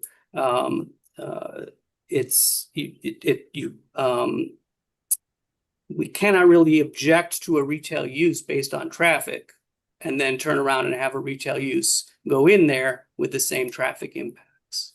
The city recognizes that we have to fix this intersection and the other intersections in the valley. Briefly, children exposure here. A couple things. One, it's the code says 500 feet, both our code and the state code. It doesn't say 500, give or take. It says 500, and we've met that, right? Also, there are very clear guidelines and rules and regulations from the state regarding signage, right? And how you can advertise and how you can promote what's going on here. And you also cannot have the product itself, the marijuana product itself, cannot be visible outside. And children are not going to get in the door, right? So this is not going to increase exposure. I don't see how this will increase exposure of children to marijuana. And people aren't going to be smoking in the parking lots, right? The security firm is going to really be checking on that. And they don't want to lose their license because those things are allowed to happen. So I don't think we have to worry about children being exposed because of this location. Finally, consistency with the Merriman Valley Plan. One of the big things in the Merriman Valley Plan is to promote development, concentrate development in established areas where we already have development, so we do not have retail sprawl. So we're not knocking down trees in order to put up houses. We're not knocking down trees to put up more retail. And this is consistent with that. And the changes that they're making in the facade and to the site plan and things like that embrace the spirit and the letter of the form-based code. And Daniel D'Angelo has actually reviewed that, and that is his actual conclusion. Madam President? Yes, just hold 1 second. We're going to go back to the chair here. Councilman Fusco. Do you I'm have any good. further comment? Okay, No, I'm thank fine, you. thank you. We have several council persons who have their hands raised and want to recognize them. We're going to begin with Councilman Hannah. Thank you, Madam President. My question is, and I don't think we didn't get an answer. How many retail tenants will be inside this building? We didn't get an answer as to where was the security going to be? Are you just going to have cameras on the building, or would you have an actual person there? And also the traffic, I heard, was a major concern. And I don't think that you should counsel out that children will not be able to come down the hill and stand outside and ask someone to go in and buy these items that they might want to partake in. Because in my neighborhood, that happens all the time at liquor stores in my neighborhood. The children come and they wait on the outside, and an adult will go in, and the child will ask someone to go in and buy them a pint, and then the adult will come out and give it to them. Also, I'm not against businesses coming into the Akron area because that's what we need. But I also know that the residents of that community should have a voice. Thank you, Madam President. Thank you so much, Councilman Hannah. Is there, Mr. Julian, are you able to address any of Councilman Hannah's questions? And you're on mute right now.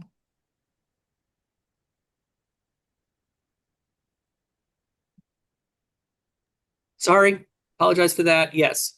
The site plan shows that the building will be divided up into 4 retail spaces total, one of which equal spaces roughly, and one of which will be the dispensary, and the 3 others will be made available to businesses that in the additional conditions that were drafted with the help of Council Member Wilson. That part of that is to encourage best efforts to fill those with neighborhood-facing businesses.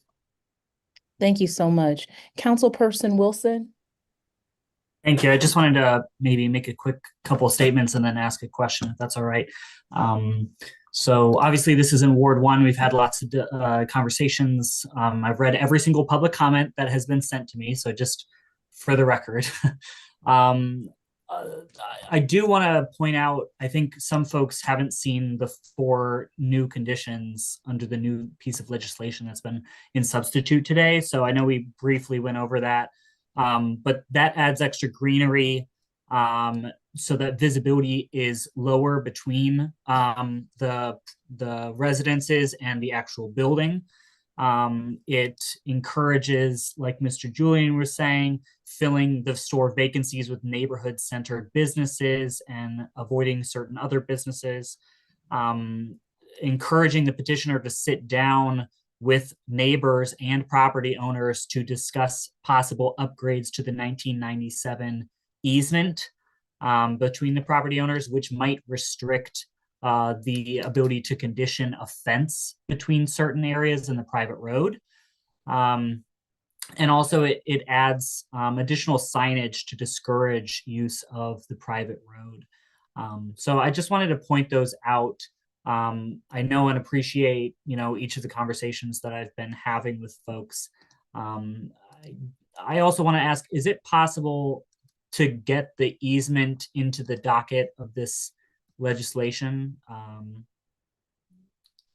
appreciate that. I don't think so, because it's a private property transaction between 2 adjoining property owners. It would have to be worked out that easement would have to be satisfied some way. It's not really something we could address unilaterally through this process. No, I understand. I was just remarking that it would be good to see it in the docket for the record.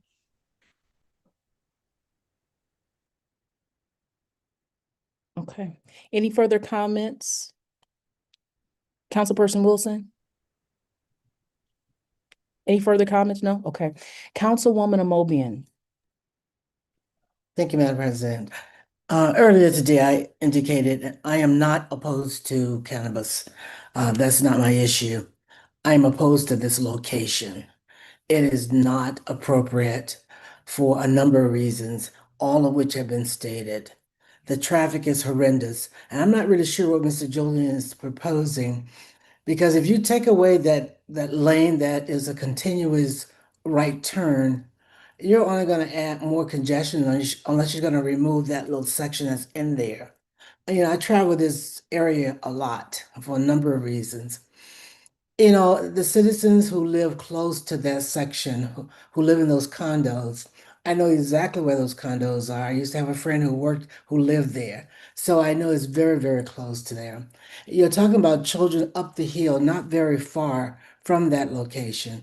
It is not appropriate. Not only for it was formerly the Waterford. I know they changed the name to Crystal or something else recently. That area is too congested and it's just not appropriate. And I hate for us to cut off conversation because we are having a virtual meeting today. There are a number of people who would like to come down and speak to council about their objections to this. And people have indicated that they're not able to do so because they don't have Zoom or don't know how to use it. And I just hate to do that to people, to deny them an opportunity. I am just opposed to this. And I think what we did when we first started with the medicinal marijuana, we asked the vendors to find locations outside of the city in the periphery, away from children, away from schools, away from churches. And most of those vendors found locations that are on the periphery of the city, and they are fine. And I don't know why we are now allowing people to come into the city in residential neighborhoods where these facilities are not wanted. And I am totally opposed to it. So, I wish that we would consider the residents and what they have to say. Thank you. Thank you, Councilwoman. Councilman McKittrick.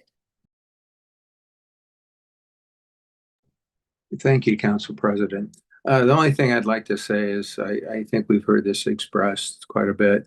I really wish that we would take time to possibly have a further meeting on this to be able to give some people an opportunity to express their opinions and voice their concerns or in favor one way or the other. So thank you. Thank you, Councilman. Councilwoman Boyce. Thank you, Ms. President.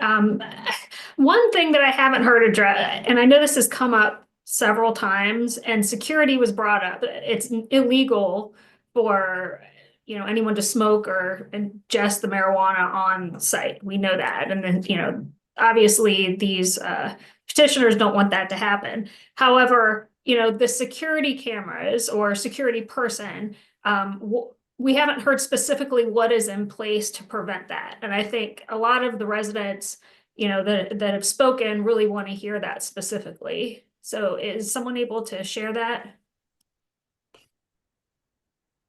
Do we have someone online who could address that question for the councilwoman? Mr. Majoy, maybe? Yeah, sorry, I just clicked my microphone back on. So the requirements of the state are constant video coverage of every facility, both interior and exterior, along with intricate security and access control systems on our facilities. The normal process that we go through and what we've done on all of our facilities is we do a site survey, which I do myself with crime statistics, the type of area that we're in, and then we make a decision whether we're going to have on-site security. I've already begun those statistics and pulling Akron Police Department reports for the other locations that are listed in the city. And we'll make a determination. If the necessity is there to have on-site security, then we will have physical security at the facility. We do have on-site security in our Columbus and Cleveland locations, and it works out great for us. And that to go a little bit deeper into the security portion, the restrictions and the regulations and all the compliance rules from the state are very strict on the loitering around the property. Persons entering our facilities who have to show a valid government ID and be 21 years of age. Those are very strict requirements. And if we didn't have measures in place to combat that, then we would put our license in jeopardy. And that's, we're a professional company. We spend a lot of money on our security systems and the security of our customers and our employees. And that's of paramount importance to us. So hopefully that answers the question. And if there's anything else, I can go further with that. Thank you so much. Councilman, does that answer your question?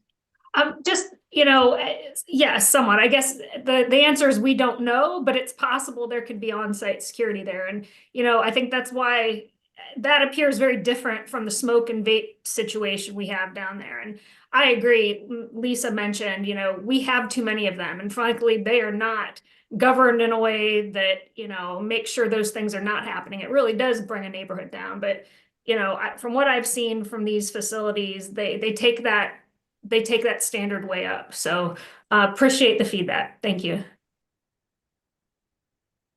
Thank you so much. Councilman Garrett, did I see your hand? Yes, thank you, Madam President. As an entrepreneur, I just want to make sure that we aren't putting extra restrictions on a business just thinking that they're going to break the law. To suggest that little kids are going to go inside and have some nefarious activity take place is unfair.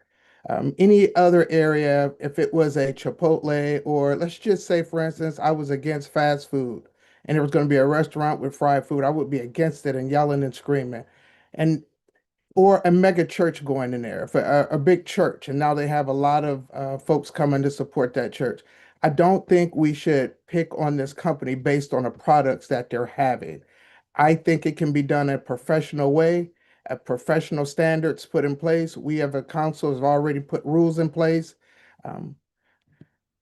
I just don't think we should be over scrutinizing a business that just wants to come here. If you look at Buckingham Doolittle, they want to come here and do business. This is another company that wants to come here and do business. As long as they're doing all of the things that they're supposed to do to guide the standards, the guidelines that put in place, I don't think they should be extra scrutinized. Thank you, Madam President. Thank you, Councilman Garrett. I did just want to make the comment that we've heard from many residents who testified before us asking for more time. The way that we're conducting business today is not the typical manner in which we conduct business. We're doing that because of the weather.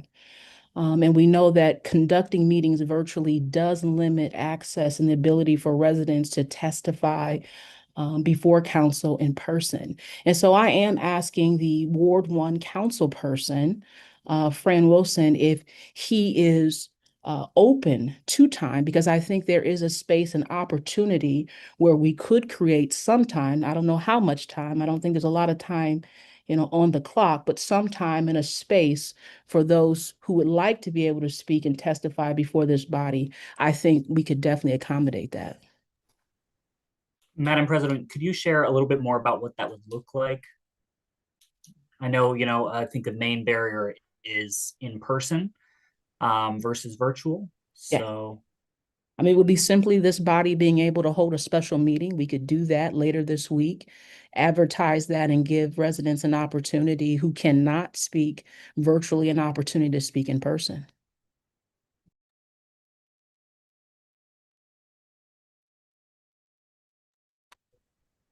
Is that something that you're opposed to, Councilperson Wilson? I'm not opposed to taking time. I think we've received a lot of feedback. I've read through everything. I feel like I have enough information, but I'm not a part of the planning committee. So if the planning committee wants to take time, I understand, and happy to be a part of any meetings and, help make sure residents are going to that meeting if there's an extra special meeting. So I know it seems like there's a significant amount of people. I know this meeting took longer than I was expecting it to take. It seems like there's some neighbors that might want to still speak. I'll defer to the planning chair. Councilman Fusco? Madam President, is Oh, there a yes, I'm sorry. Yes, Excuse me, Councilwoman I Obiang? was called on. Yeah, I'm sorry. We'll go back to Councilman Fusco, then we'll go back to you, Councilwoman, okay? With this information, and if the ward council person is okay with taking that time, I know time is of the essence on this, as we had mentioned. And so, absolutely, I'd like to convene the council again, and we could open it up perhaps to folks that haven't spoken. I don't know. We have to talk to the law department about how that would look if we would go ahead and let everyone speak again. But no, I'm more than happy if it's okay with the committee. I will pull the committee to take time on this item. I'm good with that if the ward council person's good with it. And I see him shaking his head. Yes, thank Madam you. President, may I pull the committee to refer this? Yes, you can. Thank you so much. Thank you. This is to refer. Kamer? Aye. Thank you. Connor? Aye. Hannah? Aye. And Boys? Aye. Thank you. We will take time. Thank you so much, Councilman Fusco. Councilwoman Omobian, before we adjourn, did you have anything? You're on mute. I'm sorry. Thank you, I'm sorry. If we could take time until next Monday's meeting, would that be a problem? Well, we're gonna see how much time we have, and then we'll get back with you, okay? Okay, thank you. Thank you so much. If there's nothing else,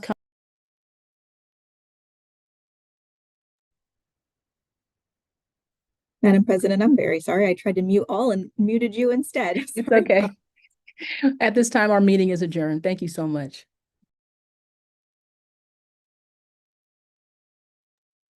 If we could just take a brief moment before we begin our regular meeting, that would be great. Thank you.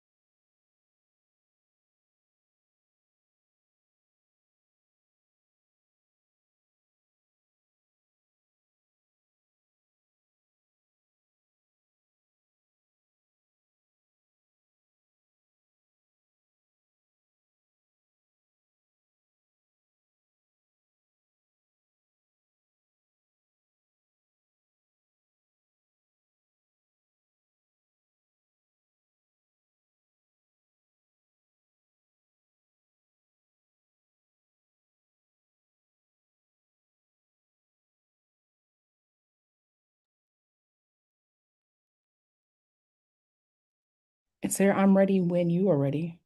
I'm ready. Okay.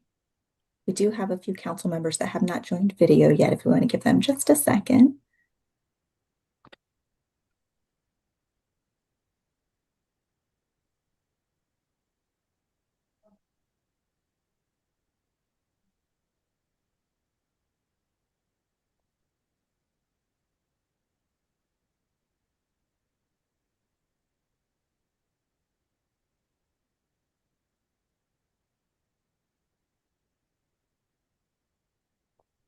Okay, ready when you are, Madam President. Okay, thank you so much. We're going to call the meeting for Akron City Council to order. At this time, we will have our clerk read the roll.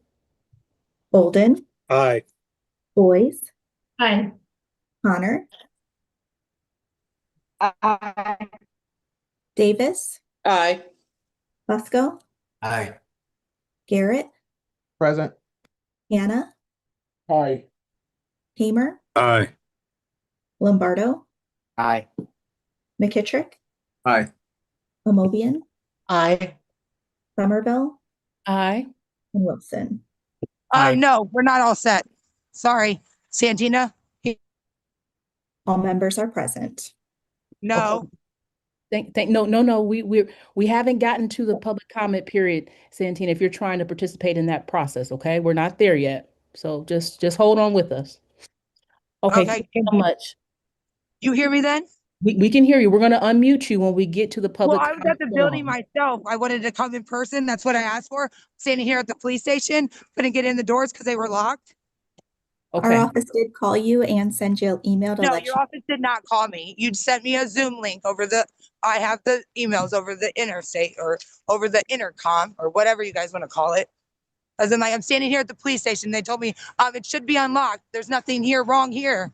So, Sajid, we want to apologize for the confusion. Because of the weather, we are conducting our meetings virtual.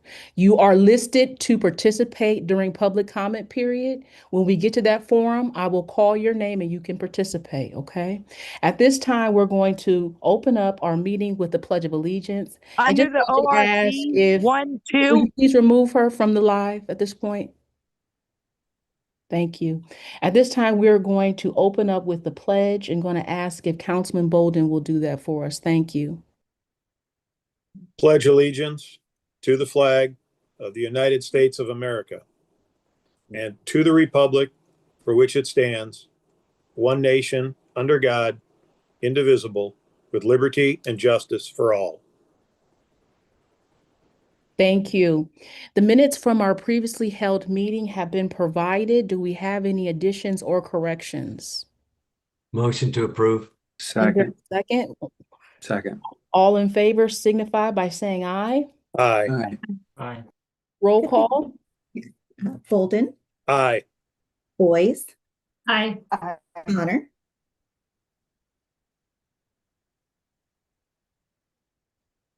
Connor, Aye.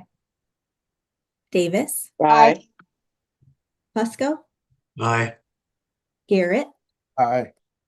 Hannah, Aye. Hamer, Aye. Lombardo, Aye. McKittrick, Aye. Amobian, Aye. Somerville, Aye. Wilson. Aye. The motion to approve the minutes passes 13-0. Thank you. We'll now move to our public comment period. We did have 3 individuals who signed up to participate. Now, Santina is one of those individuals. Is she still online? I'll bring her back into the room now, Madam President.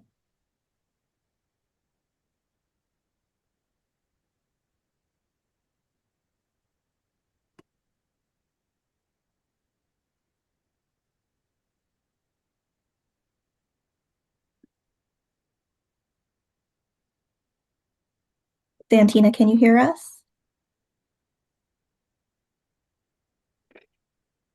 I'm going to send you a prompt to ask you to unmute and start your video.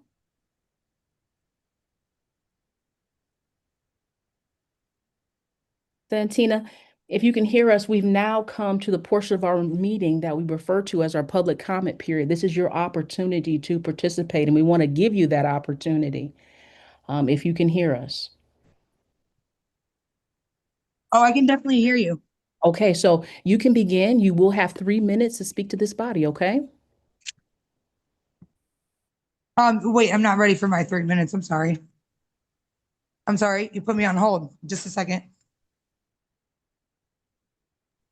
As in, like, I have 3 minutes to basically say what I wanted to say when Thomas was at Summit County Counseling meeting talking about my infrastructure that he plans to implement and take out police already doing the work and wants to put them in with phone recorders and something else and something else. As in, like, I don't think that's very helpful. As in, like, the police are already on the ground doing the work, the infrastructure that you built. As in, like, or ODOT, how they also hit the person in Ellet that wasn't reported, and then another hit with Firestone and Sullivan. As in, like, I don't think they were on accident, because the way I recorded it when he went into the intersection in Ellet around that roundabout, you can only get in one way and one way out. So I was very dumb of him to ram that lady's car with the policeman behind it. Is what I'm saying. Is in, like, you're gonna put 97.2 million back in ODOT infrastructure. At least do their job, or make sure our city's plowed, or we actually have snow or salt to do the snow. As in, like, part of me, I'm a little frazzled. You know why? Because the door was locked and had a paper just to present to you. I didn't even really do the talking, but guess what? Zoom does this audio thing recorded, as in, like, it's an audit. That's what I do for a living, survey.com. What do? Steal millions from the government to what? Give back to citizens that you don't do. You lie. As in, like, accountability shield is citizens on duty. So that ordinance 2 and that ordinance 1 that I tried to take down earlier. Sorry, not sorry. Thank you. And I know you put it in the trash. You're on camera. Weirdo. You're gonna try to take your job, bud. Oh, that was a policeman. And I'm leaving now. You know why? Because he wants to call for backup. As in, like, my uncle was Bob Swain before he took his life with his wife and kid upstairs. And Don Pasquale resigned 2 years later. I wonder why that is. But I bet you guys won't call that out to all the community. As in, like, you know how many views I've had on my Facebook? 25K in the past 90 days. Since the past time I started this infrastructure, actually on paper. I've already had it in my head, implemented it in 4 years. Then for 4 years, you stole my kid. As in, like, got you also on that. 4 years, my sister smoked meth and you gave her kids back. We know why. We know why. The Doge, D-O-G, not officially them anymore. You know why? Because they were crooked, just as you could be. As in, like, and all that's on record. You know why? Because the Zoom. And if you try to siphon it through Whirlpool, the already infrastructure I had set for a free fucking consultation, try me. I will. As in, like, king me. Because I'm coming for it. I also sent an email to everybody. Over 3 minutes. Why? Because you guys got fucking thousands. You're supposed to, of citizens being in I'm this. sorry, but your time is up. Yeah, my time is up. 3 minutes. It's not enough time. It's all about time with you. You should have been I'm about going to ask you to cut. Thank you. Thank you. Thank you. Thank you. We do have 2 other individuals who signed up to participate. If they are online, we too want to give them an opportunity. Is Angela Small online with us, or Latia Griffin? I don't see either of them, Madam President. Thank you so much. Council, this will conclude our public comment period. Before you is the consent agenda. Is there a motion to approve? Motion to approve. Second. Roll call.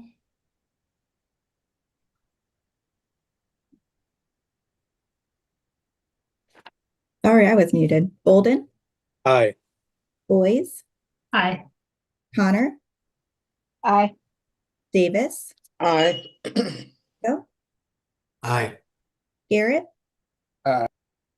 Hannah, Aye. Kamer, Aye. Lombardo, Aye. McKittrick, Aye. Amobian, Aye. Somerville, Aye. and Wilson. Aye. The consent agenda passes 13-0. Thank you so much. We'll now move into old business, starting with planning and economic development. Councilman Fusco. Thank you. I'd request time on items 3 through and including 4, and ask that the report of the committee on item number 5 is favorable, and we're asking for passage. This is the 1960 West Market Street. This is the dual use marijuana dispensary that council had voted on late last year. And I believe it was like fall. And council had voted in favor of, and what they're doing is, as opposed to building a new building, they are now going to occupy an existing building, which is going to open up for more parking. So at this point, the committee's recommendation is favorable. Thank you. Thank you so much. The committee's report is favorable. All in favor signify by saying aye. Aye. Aye. Roll call. Bolden, No. Boys, Aye. Connor, Aye. Davis, Aye. Busco, Aye. Garrett, Aye. Hannah, Aye. Kamer, Aye. Lombardo, Aye. McKittrick, Aye. Amobian, Nay. Somerville, Aye.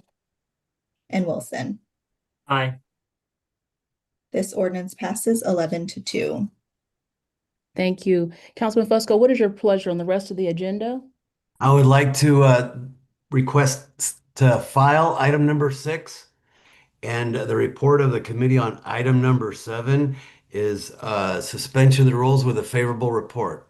I do want to make a note that there is a substitute offered as an amendment for item number Yes. 7. You'll see that as item number 4 under new legislation. Again, that's the ordinance approving the Archwood redevelopment plan, making necessary findings in connection therewith, and declaring an emergency. Thank you, Sarah, for getting that. Yeah, that's hence the reason why we're asking for a favorable report with suspension of the rules. Madam President, this is it came in a couple weeks ago, and I know Casey Shevlin has been working with the community, a couple community organizations. There was some verbiage that we wanted to clean up and did so. Everyone on council should have gotten the one pager that was published, that was provided by Casey, that kind of puts everything in perspective for us. And so with the community input, we're recommending approval of this item this evening. Thank you. Thank you so much. The committee's report is favorable. All in favor signify by saying aye. Aye. Aye. Roll call. Bolden, Aye. Boys, Aye. Connor, Aye. Davis, Aye. Busco, Aye. Garrett, Aye. Hannah, Aye. Kamer, Aye. Lombardo, Aye. McKittrick, Aye. Amobian, Aye. Somerville, Aye. and Wilson. Aye. This ordinance passes 13-0. Councilman Fusco? Time on the balance of the agenda. Thank you. Thank you so much. Time will be granted. Public Safety, Councilman McKittrick. Continued time, please. Thank you. Time will be granted. That concludes our old business.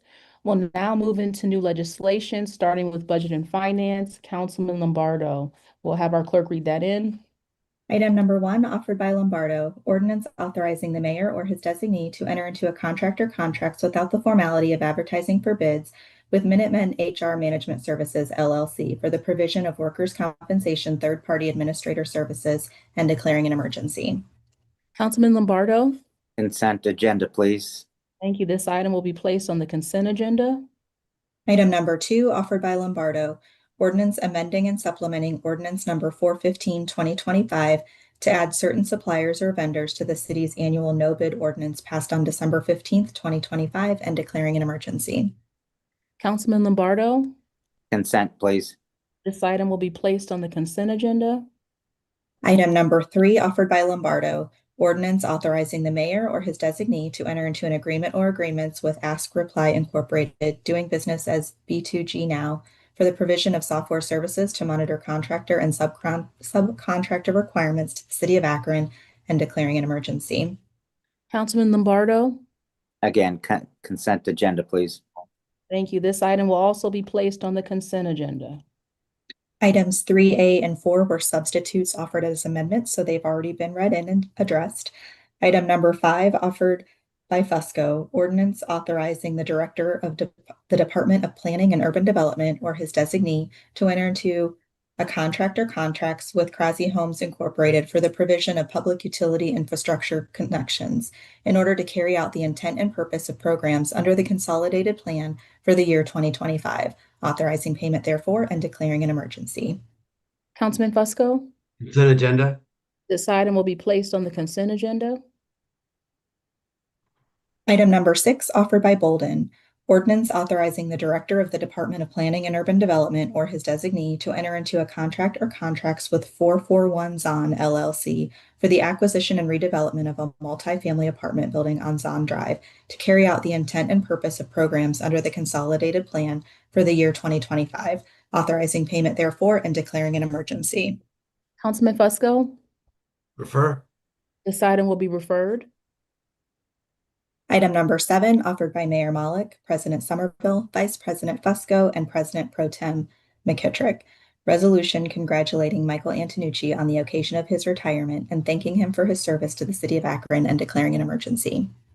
Councilman Fusco, It's a begrudgingly recommend approval with suspension of the rules. thank you. Are there any objections to suspension of the rules? No, Madam President, could we do this as council as a whole? Yes, we definitely can. Yes. So when we'll get to that point, you can make that motion for us, Councilwoman, okay? Okay. I see that Mayor Malik is online. I don't know if he has any comments that he would like to make. Absolutely. Like Councilman Fusco said, bittersweet. This is, every day I've worked for the city. I've known Mike Antonucci. I got a chance to work with him right when I started at the city at the end of 2016, ironically, working on some of those medical marijuana zoning and ordinances that, kind of were the subject of the last conversation just a few minutes ago. And just on issue after issue, Mike represents the city so well. He deals with, issues where we're balancing residents, balancing businesses, balancing different uses, and he does it just kind of with a quiet determination and, doesn't lose his cool and just kind of keeps a good head and makes people feel heard. And we're very lucky to have him. We're very lucky to have a lot of public servants at the city who really are like Mike Antonucci, but no one's ever gonna do it exactly like him. So we'll be thankful for him for a very long time to come, and look forward wishing him a lot of free time and some rest and exciting stuff in retirement. Thank you so much, Mayor. I know we spent quite a bit of time during committee kind of going around the horseshoe and all council members being able to provide comment. Councilwoman Amobian, do you want to make that motion? Yeah, with regret, I certainly would like to ask that we do this as council, mayor and council as a whole. All right, can we get a second? Second. All in favor signify by saying aye. Aye. Aye. Roll call. Bolden, Aye. Boyes, Aye. Connor, Aye. Davis, Aye. Fusco, Aye. Garrett, Aye. Hannah, Aye. Kamer, Aye. Lombardo, Aye. McKittrick, Aye. Amobian, Aye. Somerville, Aye. and Wilson. Aye. This resolution passes 13-0. Item number 8, offered by Kamer. Ordinance authorizing the mayor or his designee to, if awarded, accept and expend funds from the Bloomberg Philanthropies Youth Climate Action Fund grant in order to strengthen young people's participation in local climate action and declaring an emergency. Councilman Kamer. Thank you, Madam President. Committee's report is favorable and we're asking for suspension of the rules. Are there any objections to suspension of the rules? Seeing and hearing none, the rules have been suspended. Thank you. Nothing further. Thank you so much. The rules have been suspended. The committee's report is favorable. All in favor signify by saying aye. Aye. Aye. Roll call. Bolden, Aye. Boys, Aye. Connor, Aye. Davis, Aye.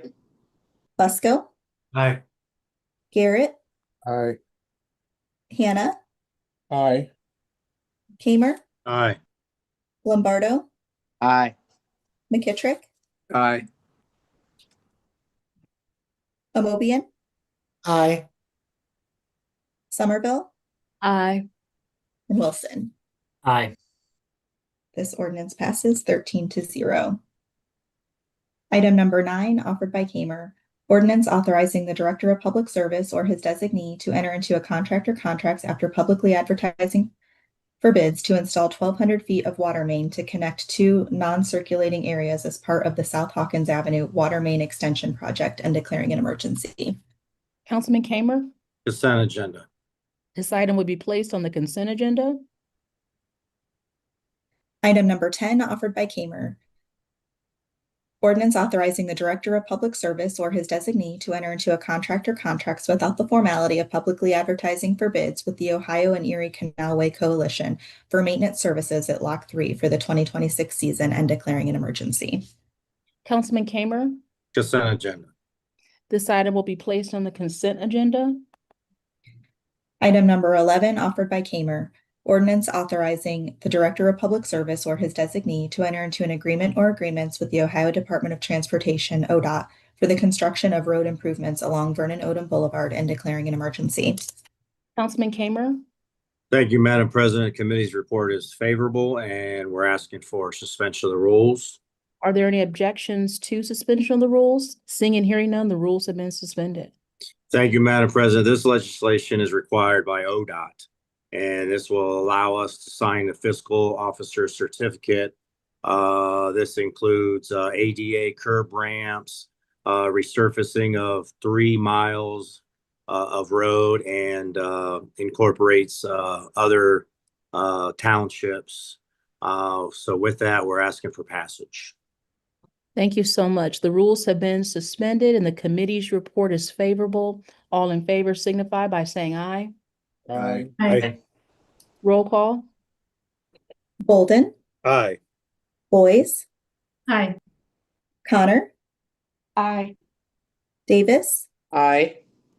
Busco, Aye. Garrett, Aye. Hannah, Aye. Kamer, Aye. Lombardo, Aye. McKittrick, Aye. Amobian, Aye. Somerville, Aye. Wilson. Aye. This ordinance passes 13-0. Item number 12, offered by Kamer. Ordinance authorizing the Director of Public Service or his designee to, if awarded, accept and expend funds from the Ohio Department of Transportation, ODOT, for the Safe Routes to School program and declaring an emergency. Councilman Kamer, Consent agenda, please. this item will be placed on the consent agenda. Item number 13, offered by Kamer. Ordinance authorizing the Director of Public Service or his designee to, if awarded, accept and expend funds from the Safe Streets and Roads for All SS4A grant program and declaring an emergency. Councilman Kamer, Consent agenda, please. this item will also be placed on the consent agenda. Item number 14 is offered by President Somerville, Vice President Fusco, President Pro Tem McKittrick, Councilperson Wilson, Councilman Garrett, and Councilman Bolden, and it's a resolution supporting the partnership between the City of Akron and Unify Akron to identify solutions to the housing affordability crisis in Akron and declaring an emergency. Councilman Bolden, Yes, I'd like to pull my committee for a suspension of the rules with a favorable recommendation.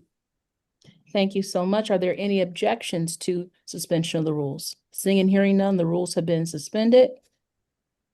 This is we had Unify Akron, both Morgan Lasher and Sue Lacey from Round River Consulting give us a presentation today on the Akron Civic Assembly on housing that has come up to place. This resolution is supporting.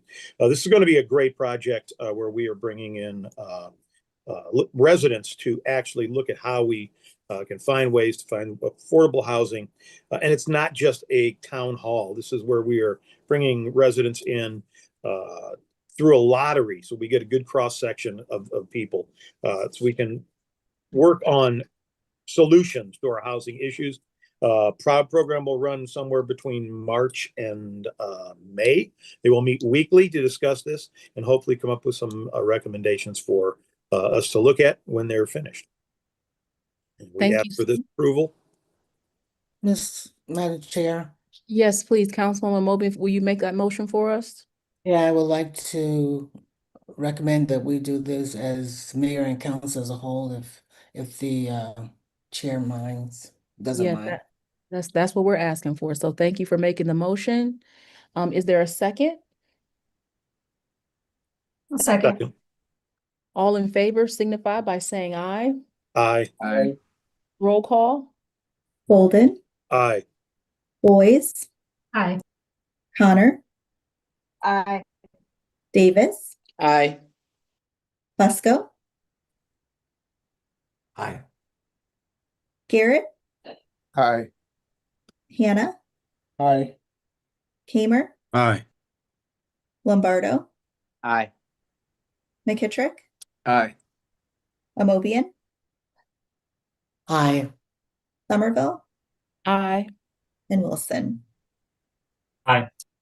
This resolution passes 13-0. Thank you so much. That does conclude our new business. We'll now move into our committee assignments, rules, Councilman McKittrick, 2 p.m. Budget and Finance, Councilman Lombardo, 3 p.m.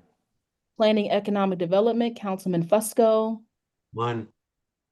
Public Service and Public Utilities, Councilman Kamer, 2 p.m. Public Safety, Councilman McKittrick, 2:15. Parks and Recreation, Councilwoman Connor, 1:30. Housing and Neighborhood Assistance, Councilman Bolden, 3:30. Health and Social Services, Councilwoman Davis. 2:30. Thank you. Is there anything else coming before this body at this time? I do see Mayor Malik's hand. Thank you, Madam President. Just wanted to take a second and similar to the last thing I said, thank all of our city team that worked on the snowstorm these past few days. The folks in Public Works have done an incredible job and all throughout the service department, folks in police and fire navigating, difficult situations even in the midst of the storm, folks in neighborhood assistance helping with the warming shelter at Summit Lake, and also a lot of folks across the community helping with some of the overnight shelters. So, the community gets through this together. And I think, our city team is an example of that. So just want to thank everyone who was part of this. Thank you so much, Mayor Malik. Just one announcement before we adjourn. We just had a public hearing regarding dispensary on West Portage Trail. And we wanted to allow a little bit more time and space so that all voices could be heard. What we're doing today is non-traditional. We're doing everything virtually just because of the weather.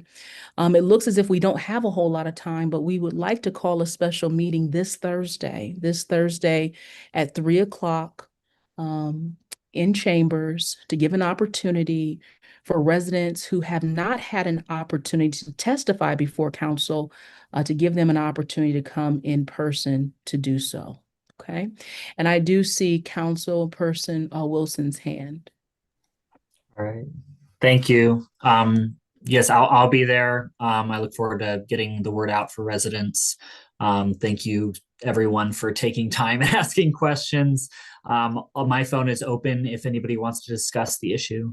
I also wanted to just share, Mayor Malik brought up the overnight and warming shelters. I went and visited a number of the warming shelters and overnight shelters and the odds and ends places where the overflow, the people who aren't able to make it through the official channels into the official shelters. So, I just want to highlight that we have not enough beds in Akron to house the people overnight and during the day. And that I'm pretty sure I heard that there were 1 or 2 deaths over the weekend from folks in between shelters of those unhoused. So I just want to highlight that. I know we're having discussions about budget, but I just want to continue to highlight that we really need to focus money on our shelters. So thank you so much. Thank you so much. Is there anything else coming before council at this time? If not, is there a motion to adjourn? Motion to adjourn. We have a motion on the floor to adjourn. If there are no objections, meeting adjourned. This concludes the live broadcast of Akron City Council. Margot Somerville, President of Council, presiding.